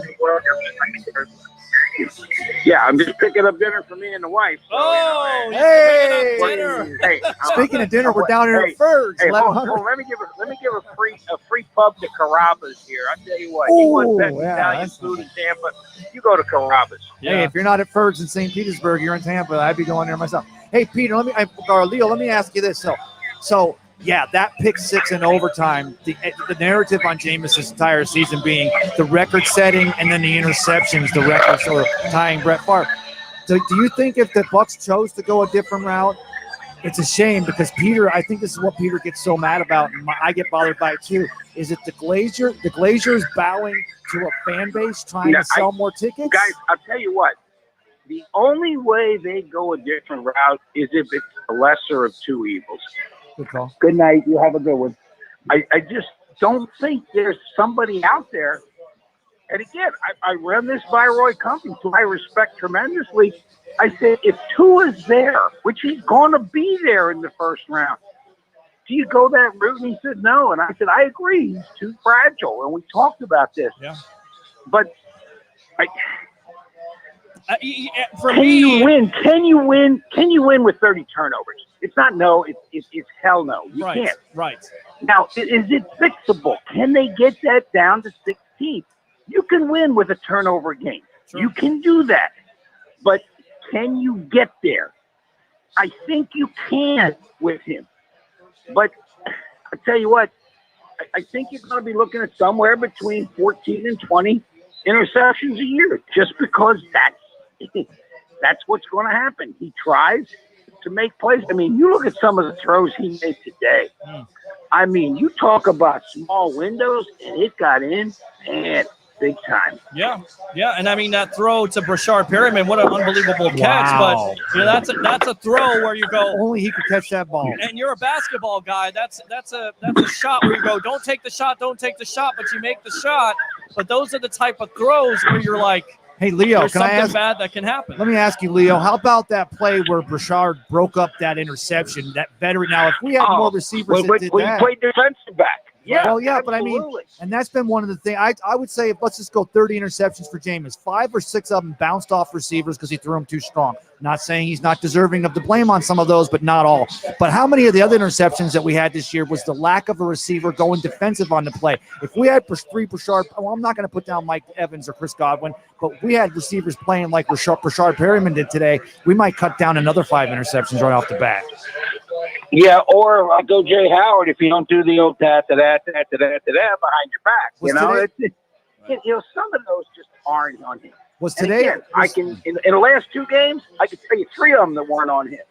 2 against Houston, where they ran just the worst routes I've ever seen in the history of any type of football.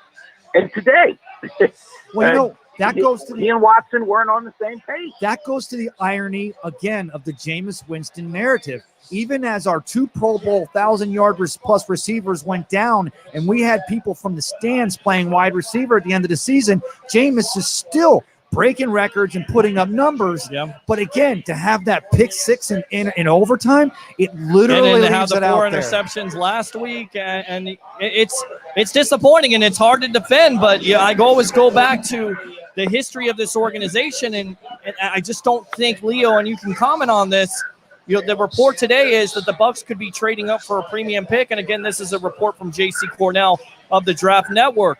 When that's usually said, is that for a quarterback or is that for an offensive tackle? How are they going to get up? You need ammo to get up. And again, everybody says move up, move up. Well, who's going to dance with you? That's what I want to know. Sure. Well, now and again, you know, I don't see anybody. The Bucks are going to be somewhere. I think, guys, have you figured it out yet? I'm thinking somewhere between 13 and 16. Yeah. Do we know where they're at? Not exactly, no, but I know that loss today helped them about 3 picks up. Oh, you were excited about it. That's the one thing Tampa Bay Ray Kennedy, best of the Bay, was saying that, even though you got the loss and it's disappointing, it does help your draft position out. So you're going to be in that area of 13 to 16. So what would you need to get up there? Well, are they going to receive compensatory picks? Leo, let me ask you this. With the way Brashard Perriman balled out the last 2 weeks, and we know those 2 sub 4.3 40s the kid ran out of UCF just 5 years ago. Now that you have that, and Peter, you're going to smack me in the face for saying this because I know you always want to keep all the talent you have. Sure. But what if the Bucks dangled a Chris Godwin and a 2nd-round pick or a 1st-round pick? You think that could get him into the top 5? I think an O.J. I think Howard. it could. I think an O.J. Howard would be. No. You don't think a Chris Godwin? They don't have anything that wouldn't cost them a Mike Evans and an O.J. Howard and a 1st-round pick to get up into the top 5. Yeah. But let's get that right out there on the table right now. Sure. Now, again, who would you want in the top 5? And again, Joe Burrow's gone. Sure. He's going number 1. I mean, there's no doubt about that. And that's because Cincinnati's going to take him. Mm-hmm. They're not going to give it up because, God forbid, that fan base would kill them if they did. Of course they would. So, and again, it's Joe Burrow, the Mitch Trubisky of the 2020. That's the thing you got to ask because he's a one-year wonder. To me, last year he was a very average quarterback. Right. To me, I think it could be Andrew Thomas from Georgia. I mean, to me, that's your best left tackle. And do you think that they would shift a Donovan Smith to the right side because most likely DeMar Dotson is going to be gone? Do you think they would shift the Smith to the right tackle, go with an Andrew Thomas if they're going to trade up in that direction? You know what, Peter and Ray, when you're dealing with a draft, and again, you want to try to make it where you're not moving more than one guy. Okay? If your 1st-round pick, again, I learned this from Carmen Perone, who was the number 1 recruiter drafter for the New Orleans Saints. And I sat down with Carmen. I said, Carmen, what do I need to know about the draft? He said, your 1st-round pick needs to play. Unless he's a quarterback. You can sit him. Sure. But other than that, they need to play. I said your 2nd-round pick needs to contribute. They need to be either your 3rd wide receiver, your nickel defensive back, your situational pass rusher, your punter, kickoff returner. He said after that, it's for depth. You're looking for guys that can step in because if you're getting guys that start in the 4th, 5th, and 6th round of the draft, you're pretty crappy to begin with. Yeah. Because that's just the way of the world. And again, this is way too early to think about and again, if Jonathan Taylor's there, that's something you really need to think about. Because if you're talking about, you really think you need a guy who can tote it 20 to 30 times a game, and he's there at number 1, you got to think about it. Yeah, I mean, well, the biggest need on this team, honestly, right now, is an offensive line. Yeah, that's their biggest need. Hey, Leo, can I ask you? Oh, I'm sorry. Let me ask you. When Matt Gay missed the 1st and the 2nd and the 3rd field goal, I didn't even think about this till after the game because it didn't feel we hadn't talked about this narrative much this season, basically since the Giants game, and he missed one here and there, and then the extra point issue. Was there that feeling in the stadium like, oh, here we are again? We still have this kicking curse. Hey, the funny thing is he's bad at home and not on the road. That's the funny thing. Now, one of them was a bad snap. Yep. But again, I'm going to kind of call the coaches out on this last one. He missed one to the right. He sliced one to the right. He hooked one to the left. They've got 3rd and 20. and Ronald Jones comes in the game and they run the ball. Why didn't they just run the ball in the middle of the field and say, okay, we got what we want? Yeah. Put the ball in the middle of the field. They went right hash. Because, left and hash. Bruce Arians said he's had trouble there all year. Well, God dang it, put it in the middle of the field then. Yeah. And get the kick, because if they'd gone up 9, it's a whole different animal. Game over. It's a whole different animal, absolutely. And what you're listening to right now is the evolution of Sports Talk Television, live here nightly on Bucks Report, live from Ferg's, 1320 Central Avenue in St. Pete. We got Leo Haggerty, our Bucks insider, former coach scout, and now media member of Night Sports Productions and It Sports Mac. What was the stadium like when Shaq Barrett got those 2 sacks back to back almost? And it just, was there a big celebration going on? And was Warren Sapp there by any chance today? He was on the side. Yeah, Warren Sapp was there, and the 25,000 people that were in attendance were very excited. That was 25,000 people. I'm glad you said that, because I really think that a lot of the narrative, at least this offseason, we're going to hear from the people that are going to be anti-Jameis is going to be the fan base and the effect he might have on those people. But Leo and I'm sorry, Ray. Leo, does that affect it? Does that affect the decision because I think this comes down to the Glazers. I don't necessarily think it's just the Bruce Arians and Jason Licht decision anymore. I think there's a lot of money involved. This could be a Glazers decision. Does that play into part of it when you're not drawing, when you go from 66, 65,000 to now 50,000 and you have a lot of empty seats? I'll tell you what, if 10,000 fans say they're not going to re-up their season ticket prices, yeah, it'll affect it. Let's be honest. And again, money shouldn't be an object for an NFL owner. Why? They're making money to start with. It's just a matter of how much they're going to make. Sure. And again, if you look at what's going on with the National Football League, okay, it's a passing league. Yep. You need a passer. Is Jameis your guy? And again, I'll give you the positives, I'll give you the negatives. You weigh it out and go from there.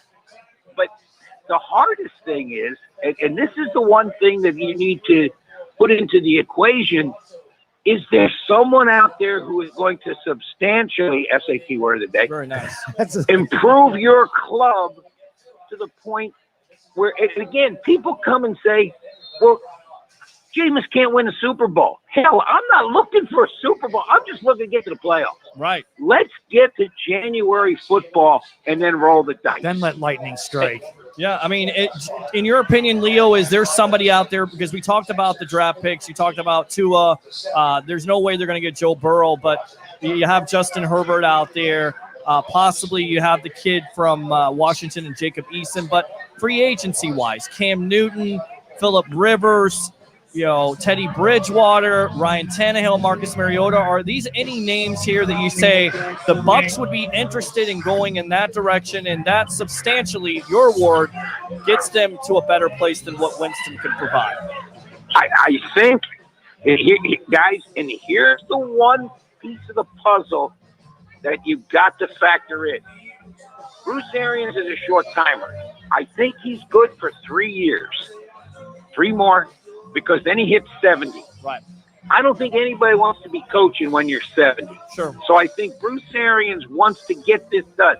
I think they will look at every possibility at quarterback and look and see, okay, here's what we're looking at. Now, trust me, Bucs fans, watch this college football playoff, because you're going to be looking at the next 2 number 1 picks in the draft. This year, Joe Burrow, and next year, Trevor Lawrence. Those are the 2 guys. Now, that's what you're looking at. They are playing at a phenomenal rate right now. Trevor Lawrence hasn't thrown an interception in 7 games. Amazing. Okay? And then Joe Burrow, he was like a daggone video game last week. Wow. 7 touchdown passes first half. That was inspiring. Okay? Ridiculous. Yeah, it's unbelievable. He was in fuego. The Bucs will look at, and again, they will do their due diligence, and rightfully so. They will sit down and say, okay, is Cam Newton a possibility? Is Tom Brady a possibility? Is Matthew Stafford? They will look at every possible scenario, and they go, put them up against Jay. Is this something? And again, I think what will happen is Jason Licht and the Glazers will turn to Bruce Arians at the end of the day and say, is fixable. And if it's a yes, they'll stay with him. If it's a no, they'll move on. Yeah, I think that's the bottom line. I think that comment and that comment that Arian said there on the question you asked after the game when he said we'll have to evaluate, it almost feels like not that they're still not, because I see the way Byron and Jameis, the connection they have and the numbers Jameis put up this year, but that almost feels like that was Arians getting the last of his. He kissed the ring back in high school and wants a Super Bowl. I believe, like you said, Leo, moving forward, Arians wants to be a Super Bowl winning coach, and he will make the decision with Jason Light as to exactly what it takes. And you just have to trust in the process at this point and see where they go.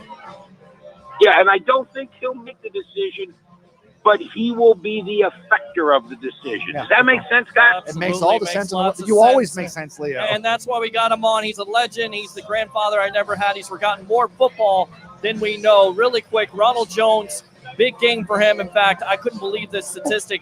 First 100-yard rusher since 2018. Right there, that should also tell you that either there needs to be a commitment to the running game in 2020, or you're going to have to get another running back. How do you feel about Jones going forward? A lot of potential. He's got that exciting breakaway speed. Is this once again on the offensive line, or do you think the Bucs will go into another direction? Oh, they'll go in another direction. Okay. It's not a need anymore. Again, I think about week 4 or 5 they were looking at it as a need. Not anymore. And again, it's something that the Bucs can now put on that back burner because they've got their guy at running back. You know, he can catch it. He can run with it. And again, they had 19 yards in the first half, and he drops a 33 and a 25. Yeah. I mean, hello. Yeah, and he fumbles on the first drive. I mean, it's unbelievable. I mean, it's either a first interception on the first drive or a turnover, and it's just plagued this team. Did you ask Coach Arians about that? Because he must be shaking his head like, what do I have to do? I can't run the ball on the first drive. I can't pass the ball on the first drive. So do I just punt? Nope. I got it. You ready, guys? Yes. They defer. They kick off and let the guy score in the kickoff. Right. They're down 7-0. They get the ball in the second half, and they go from there. There you go. I mean, it's a shame, but it's almost like a Greek tragedy. Yeah. I mean, you're damned if you do. You're damned if you don't. And what the heck's going on? The last throw there for Jameis, was that on the receiver or was that on Jameis staring down the receiver? Well, they came out of a bunch. Okay. And guys, before we go there, the pass interference call on O.J. Howard terrible was about as Mickey Mouse as the roughing the passer on Vita Vea. Yep. I asked Arians, I said, the roughing the pass, he starts laughing. I said, Coach, I know it's comical, but they don't even call that in a CYO league, do they? He goes, nope. Because I wanted to give him an out because you criticize the official, it costs you money. So I said, they wouldn't call that in the CYO league, will they? No. But he's laughing. Yeah. He's literally, if you get a chance to watch that, he is laughing at this because it is such a horrific call. And then OJ runs a daggone seam route, and the guy behind him runs a hook, and OJ makes contact with the defensive back who's 10 yards from the pass play. Yeah. And I'm going, you got to be kidding me. And that pass interference. It makes no sense. But that roughing the passer was the worst. I mean, and Matt Ryan gets those calls because he's a good quarterback, but he's, what is he, made of China? That he actually tried to reach to grab him from falling. There was no egregiousness whatsoever. No. And you call he that. He hit him 2 hands in the chest. And it wasn't late? No, it was more like he was breaking his momentum. Yeah, like he actually was saving him from running into himself or running into him. And you know how you can tell it was a bad call, guys? The fumble wasn't a fumble. The ball was in his hand. His hand was moving forward. And they say, we screwed the Bucs enough. Let's give one. Yeah, I didn't think I saw enough. I didn't see enough to. At least they got the pass interference overturned. Is there a rumor that you're hearing around that maybe the Glazers want to make a change? And I'm saying possibly Jason Light could lose his job, or even a Bruce Arians where he says, you know what, if we don't go with Jameis Winston, then I'm basically done here, and then go in a different direction. Could you see that possibly happening? You know what, guys? You bring up a great scenario. if Bruce Arians makes the power play and says, okay, if you go with Jameis, I'm staying. If you get rid of him, I'm going, or vice versa. I think that would be a very interesting scenario. Or if he goes, you get rid of Jason Light, I'd go with him. Remember Hoosiers, right? Coach stays, I play, he goes, I go. I mean, that's what you're looking at. There you go. And again, I think there's two things I think people need to realize. I think Bruce Arians wields a whole lot of power that people don't realize. And everybody keeps saying Bucks have the leverage in signing Jameis. I think it's just the opposite. I do too. And again, people keep saying, we'll transition him, we'll franchise him. I said, you got to understand, if you franchise someone, they don't have to show up till week 6. Yep. And then they get a full year. If I am Jameis' agent, I walk in and say, look, let's take the franchise and the transition tag off the table, because if you franchise my client, he will not show up till week 6. Man, you guys are taking it to a whole different kind of ugly place, because I would say that it would be It's football, buddy. Well, This no, ain't unicorns and rainbows. But here's what I was saying. This is a business. Even with 5,000 yards and 2 Pro Bowl receivers and 1,000 yards each, I still saw 25,000 empty seats at Raymond James Stadium. So that seems to put every card on the table if there's a power play. Could the Glazers blow it up? Could you go in another direction with the coach? Does Todd Bowles here's the problem. And again, guys, I want you to answer this, each of you individually. Mm-hmm. If this team goes 11-5 next year with Jameis as quarterback, if you win, will they come? Will they pack that stadium again? Yes. Ray, you first, and then Peter.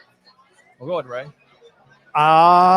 You know what, Leo? Yep, you answered, Ray. You answered my question. Peter, that's my you go. answer, yeah. You got to think about it. It's a no. Yes, I think they will, because, look, it's been shown before when you get behind a team and you start to show that you have a commitment to winning, and I think there could be some moves. This could be an all-in year because the Super Bowl is in your backyard, and you have all these resources. So you go all in, you go up and you trade for an offensive lineman, or you draft an offensive lineman, and you sell people on the fact that Jameis Winston is your quarterback and you're going to do everything you can to make this a winner, and they go 11-5 next year. I definitely think fans will come if you Leo, since I answered your question with my let me ask you a question, and I was going to say this because you go to all the home games, and I only went to the opener against Frisco, and it was a long time ago.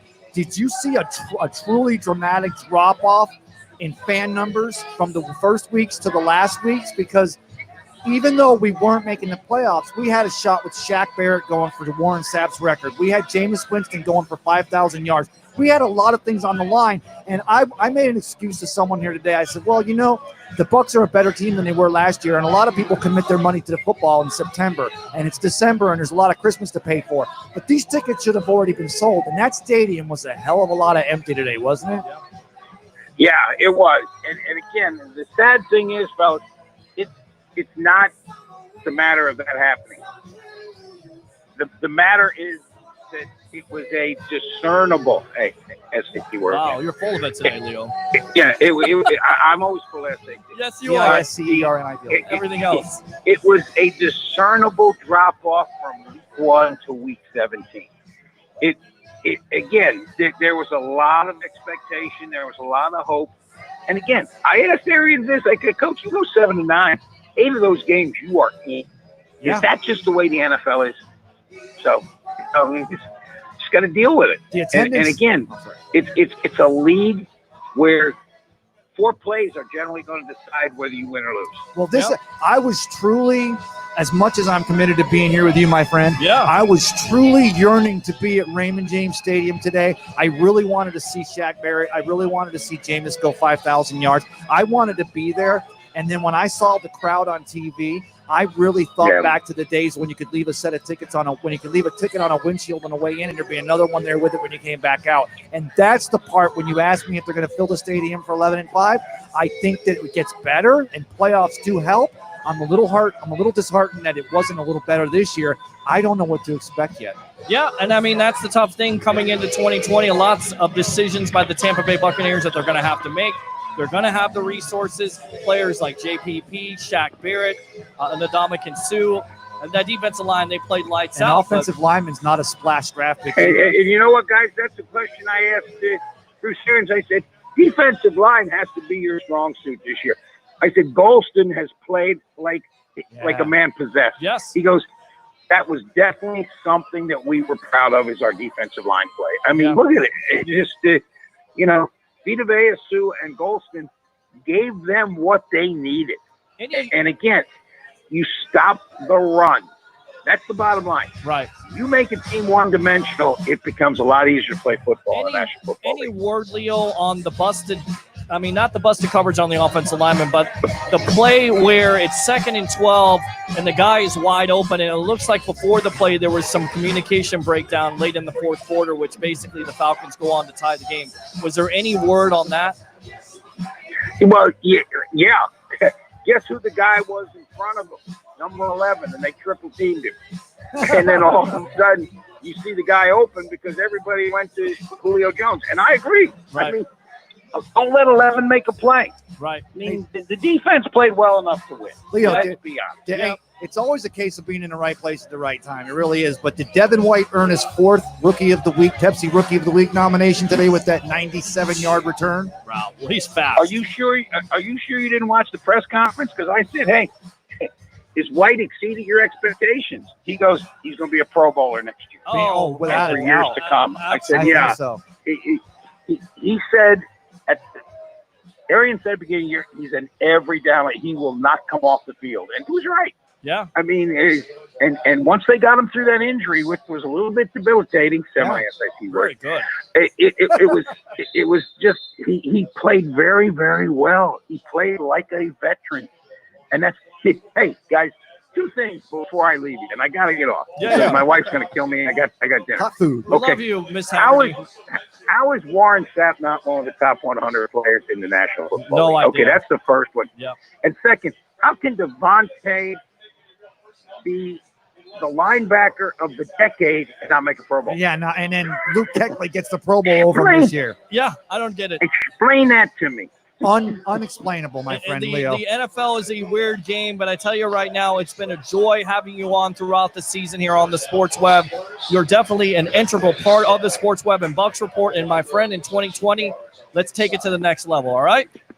Well, we're going to take it to the next level on New Year's Day, Peter, because we're going to try to get Ray in there with us. And you know what? We're going to knock it out of the park New Year's Day. Make sure you tell everybody to listen in because it's going to be a special edition of Bucks Report.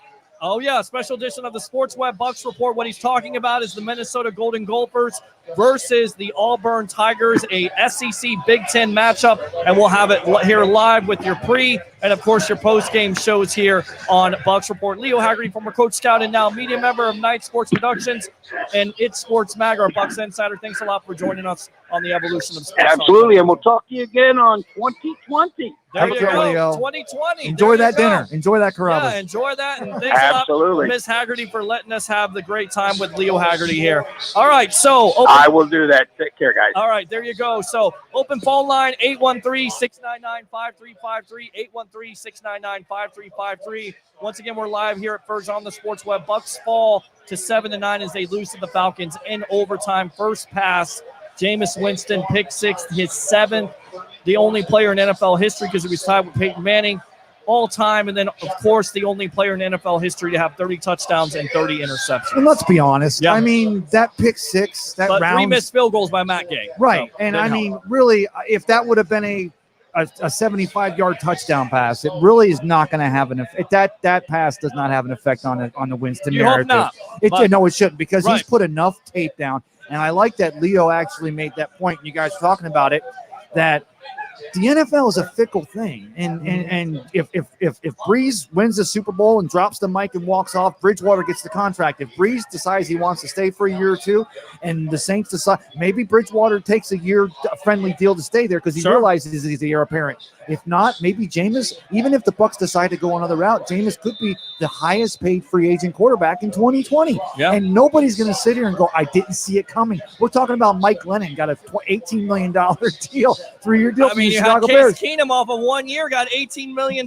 and basically didn't do anything. And the reason why is because the system works, and sometimes just because you get a quarterback and you put him in a system doesn't necessarily mean it's going to work. So that's why I caution people. There are 27 coaches who would take that Jameis Winston arm And you know what? The leadership he's shown this year. Because if he's in Tampa Bay next year, he's got the C back here, and it's got the 4th star next to it because he'll be his 4th year as a captain on this team. And if he's not, then he could probably have the captain on his jersey whatever team he's at. Absolutely. We'll read some more questions from the webheads, and then we'll get out of here. Thanks a lot. I know it was a passionate show. That's okay. We're different. All right? We're different from the radio. We're different from any TV show that you've ever seen. I don't know what it is, but what it is, it's the evolution of Sports Talk Television. Join the 64,000 following we have here on Facebook. It's the Sports Web Live on Facebook, YouTube, and Twitter. Most of the time when our Wi-Fi holds up. I'm your host, Peter Blake, along with Tampa Bay Ray Kennedy, best of the Bay. We'll read some comments from the – that's okay. Working with the receivers, he's had say something, I don't want to play against Winston. It's like one of those seasons that some of everything going for them and win the Super Bowl. It's like the opposite for us. We've had so many things go against us. As far as Jason Light goes, he's been hit or miss. A popularity consensus with Winston being in the state of Florida. Okay, I get it. Choke. Look at the overall picture. I think Winston has the tools, and trust me, I'm not a Winston hater. What you see is what you're going to get over the past 5 years. Can he make the playoffs even next year with the aging quarterbacks in our division to give us some kind of advantage? Guess anything is possible. Age means nothing. Breeze is on fire. I think next season additions with Bruce's hands on analysis will be enough to get us in the second playoff picture, secondary and pass rush. Fans don't care about that, obviously. They only want W's and Jameis out. It's ridiculous. I think Winston's done. I agree. We have lots of decisions to make this offseason. Last thing for me, I heard Favre mention he felt like he could make every throw, which led to his high interception count. I think that's the same for Winston. He's overconfident on the field, thinks he can make every pass.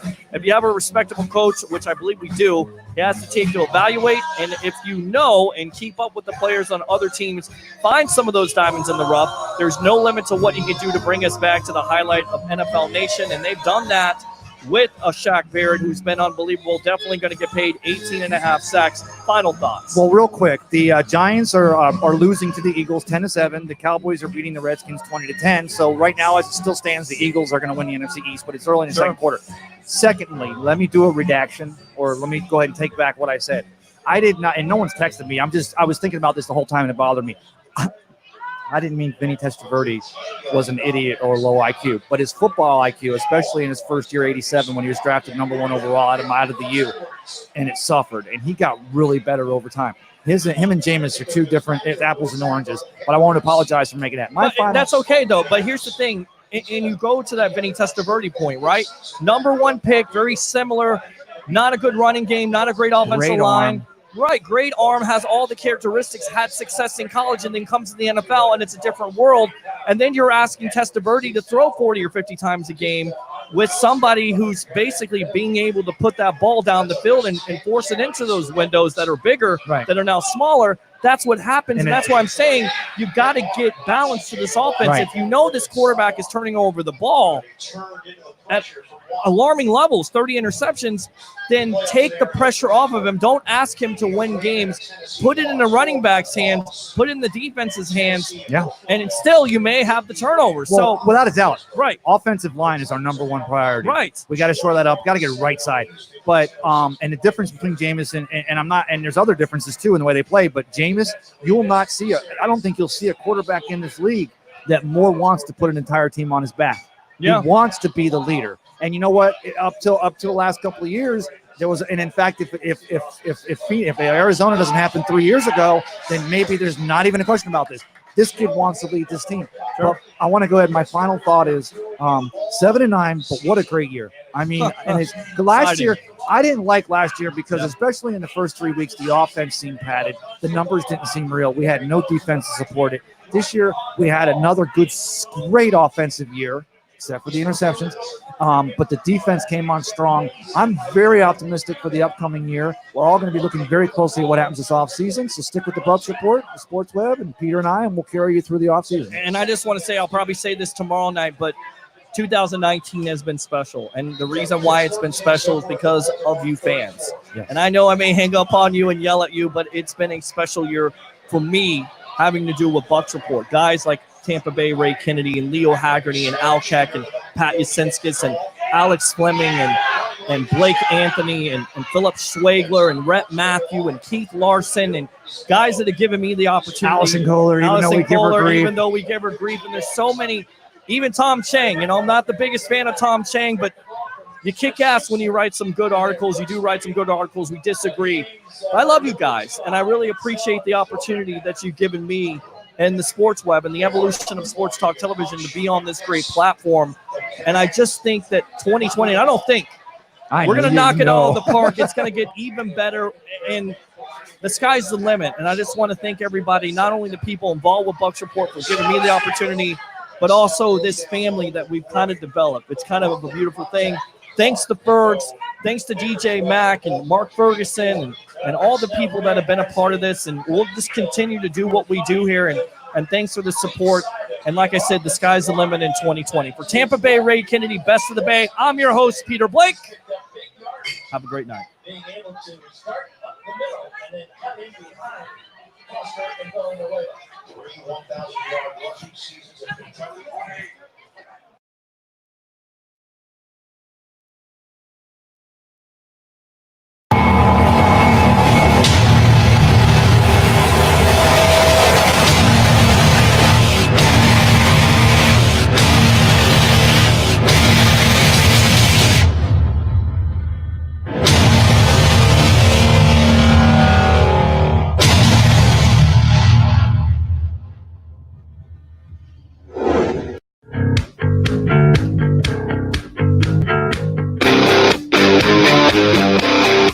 You're now in the Sports Web, a sports talk show for the hardcore fan. Bring your passion, bring your excitement, just don't bring any nonsense.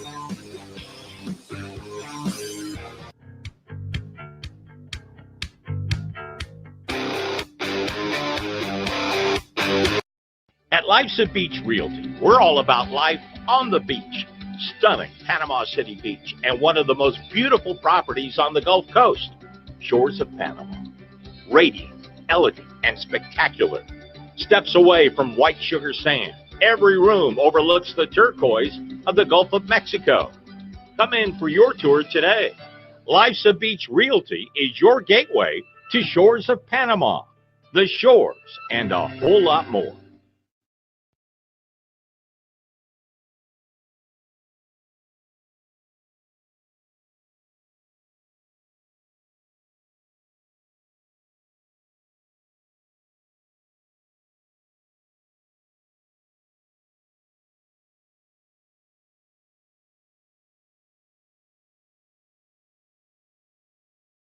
Come to Sam Ash for hundreds of exclusive holiday deals on music and sound gear from the most iconic brands. Save big on professional and starter guitars, drums, digital pianos, horns, violins, DJ, and electronic production equipment. Supercharge your home studio with deals on podcasting, streaming, and AV equipment like speakers, microphones, headphones, and acoustic treatment. Plus, with 36 months no-interest financing on thousands of items, you can get the gear of your dreams right now. From our incredible selection and service to our lowest price guarantee for over 95 years, real musicians know you only go to Sam Ash.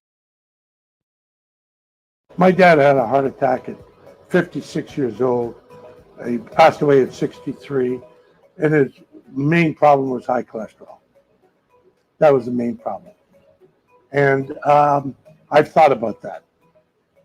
I'd try anything to lower my cholesterol, to stop the chances. When I retired, I really had to be conscious about what I put into my body. Interestingly, I was also told I should probably take a statin. And I've always resisted medication like that because it feels unnatural to me. And so when I heard about this product that can naturally lower my cholesterol, lower my risk of heart disease and other types of conditions that come from having high cholesterol, I jumped on it. Has a lot of fiber in this, so it keeps you regular. It makes you feel good. And actually, interesting, it tastes good. You know, sometimes you see these things and you wonder what it's going to taste like. This one actually tastes really good. In fact, my kids even like having. Here's a sobering reminder. Heart disease is the #1 cause of death for men and women. No wonder staying heart healthy is so very important these days. And we're learning that a few healthy choices can help prevent heart disease. Enter the inventor of Gatorade, Dr. J. Robert Cade. No secret, what Cade and Gatorade did for thirst and performance. And Dr. Cade's Cholesterade is so much more than a thirst quencher. Cholesterade is a refreshing, high-fiber natural drink that could dramatically lower cholesterol and reduce the risk of heart disease. In fact, Cholesterade has twice the fiber of any other product on the market today. Independent studies show that 2 daily servings of Cholesterade can stunningly lower bad cholesterol by up to 20%. Dr. Cade knew firsthand the troubles of high cholesterol and adverse side effects of cholesterol-lowering prescription medications, also known as statins. Dr. Cade knew that a daily increase in fiber could lower the levels of cholesterol, so Dr. Cade invented Cholesterade as much for himself as anybody. Cholesterade is a powder that is mixed with water or juice. Cholesterade is all natural, no preservatives, gluten-free, and probiotic with natural flavors. Studies have shown lower cholesterol numbers without the use of prescription medication. Cholesterade helps all people looking to add fiber to their diet. Cholesterade, combined with a healthy diet and exercise, can help you get your cholesterol under control. Entertainer Rod Adams personally knows the benefits of Cholesterade. Hey, my name is Ron Adams. You may know me as an entertainer from maybe one of my shows, like my eldest show. But I'm also a 55-year-old guy that needs to stay in shape. I realized that my cholesterol was getting way out of hand. I went to the doctor and he said, you need to do something. But there wasn't anything to do other than maybe get on a statin, which I already knew was dangerous. And then I found out about Cholesterade. Started taking it 3 times a day. 8 weeks later, my cholesterol dropped dramatically from over 300 to under 200. The good cholesterol went from 18 to 36. Cholesterade is what's keeping me healthy. Independent studies have shown that Cholesterade users have seen their bad cholesterol drop by more than 21%. Triglycerides drop by some 50%. And good cholesterol improve by nearly 13%. Cholesterade supports digestive health. It has 3 great tasting flavors and has become the future in the fight for lowering bad cholesterol. You can find Cholesterade by ordering at www.cholesterade.com. You can find it on Amazon and at major retailers nationwide.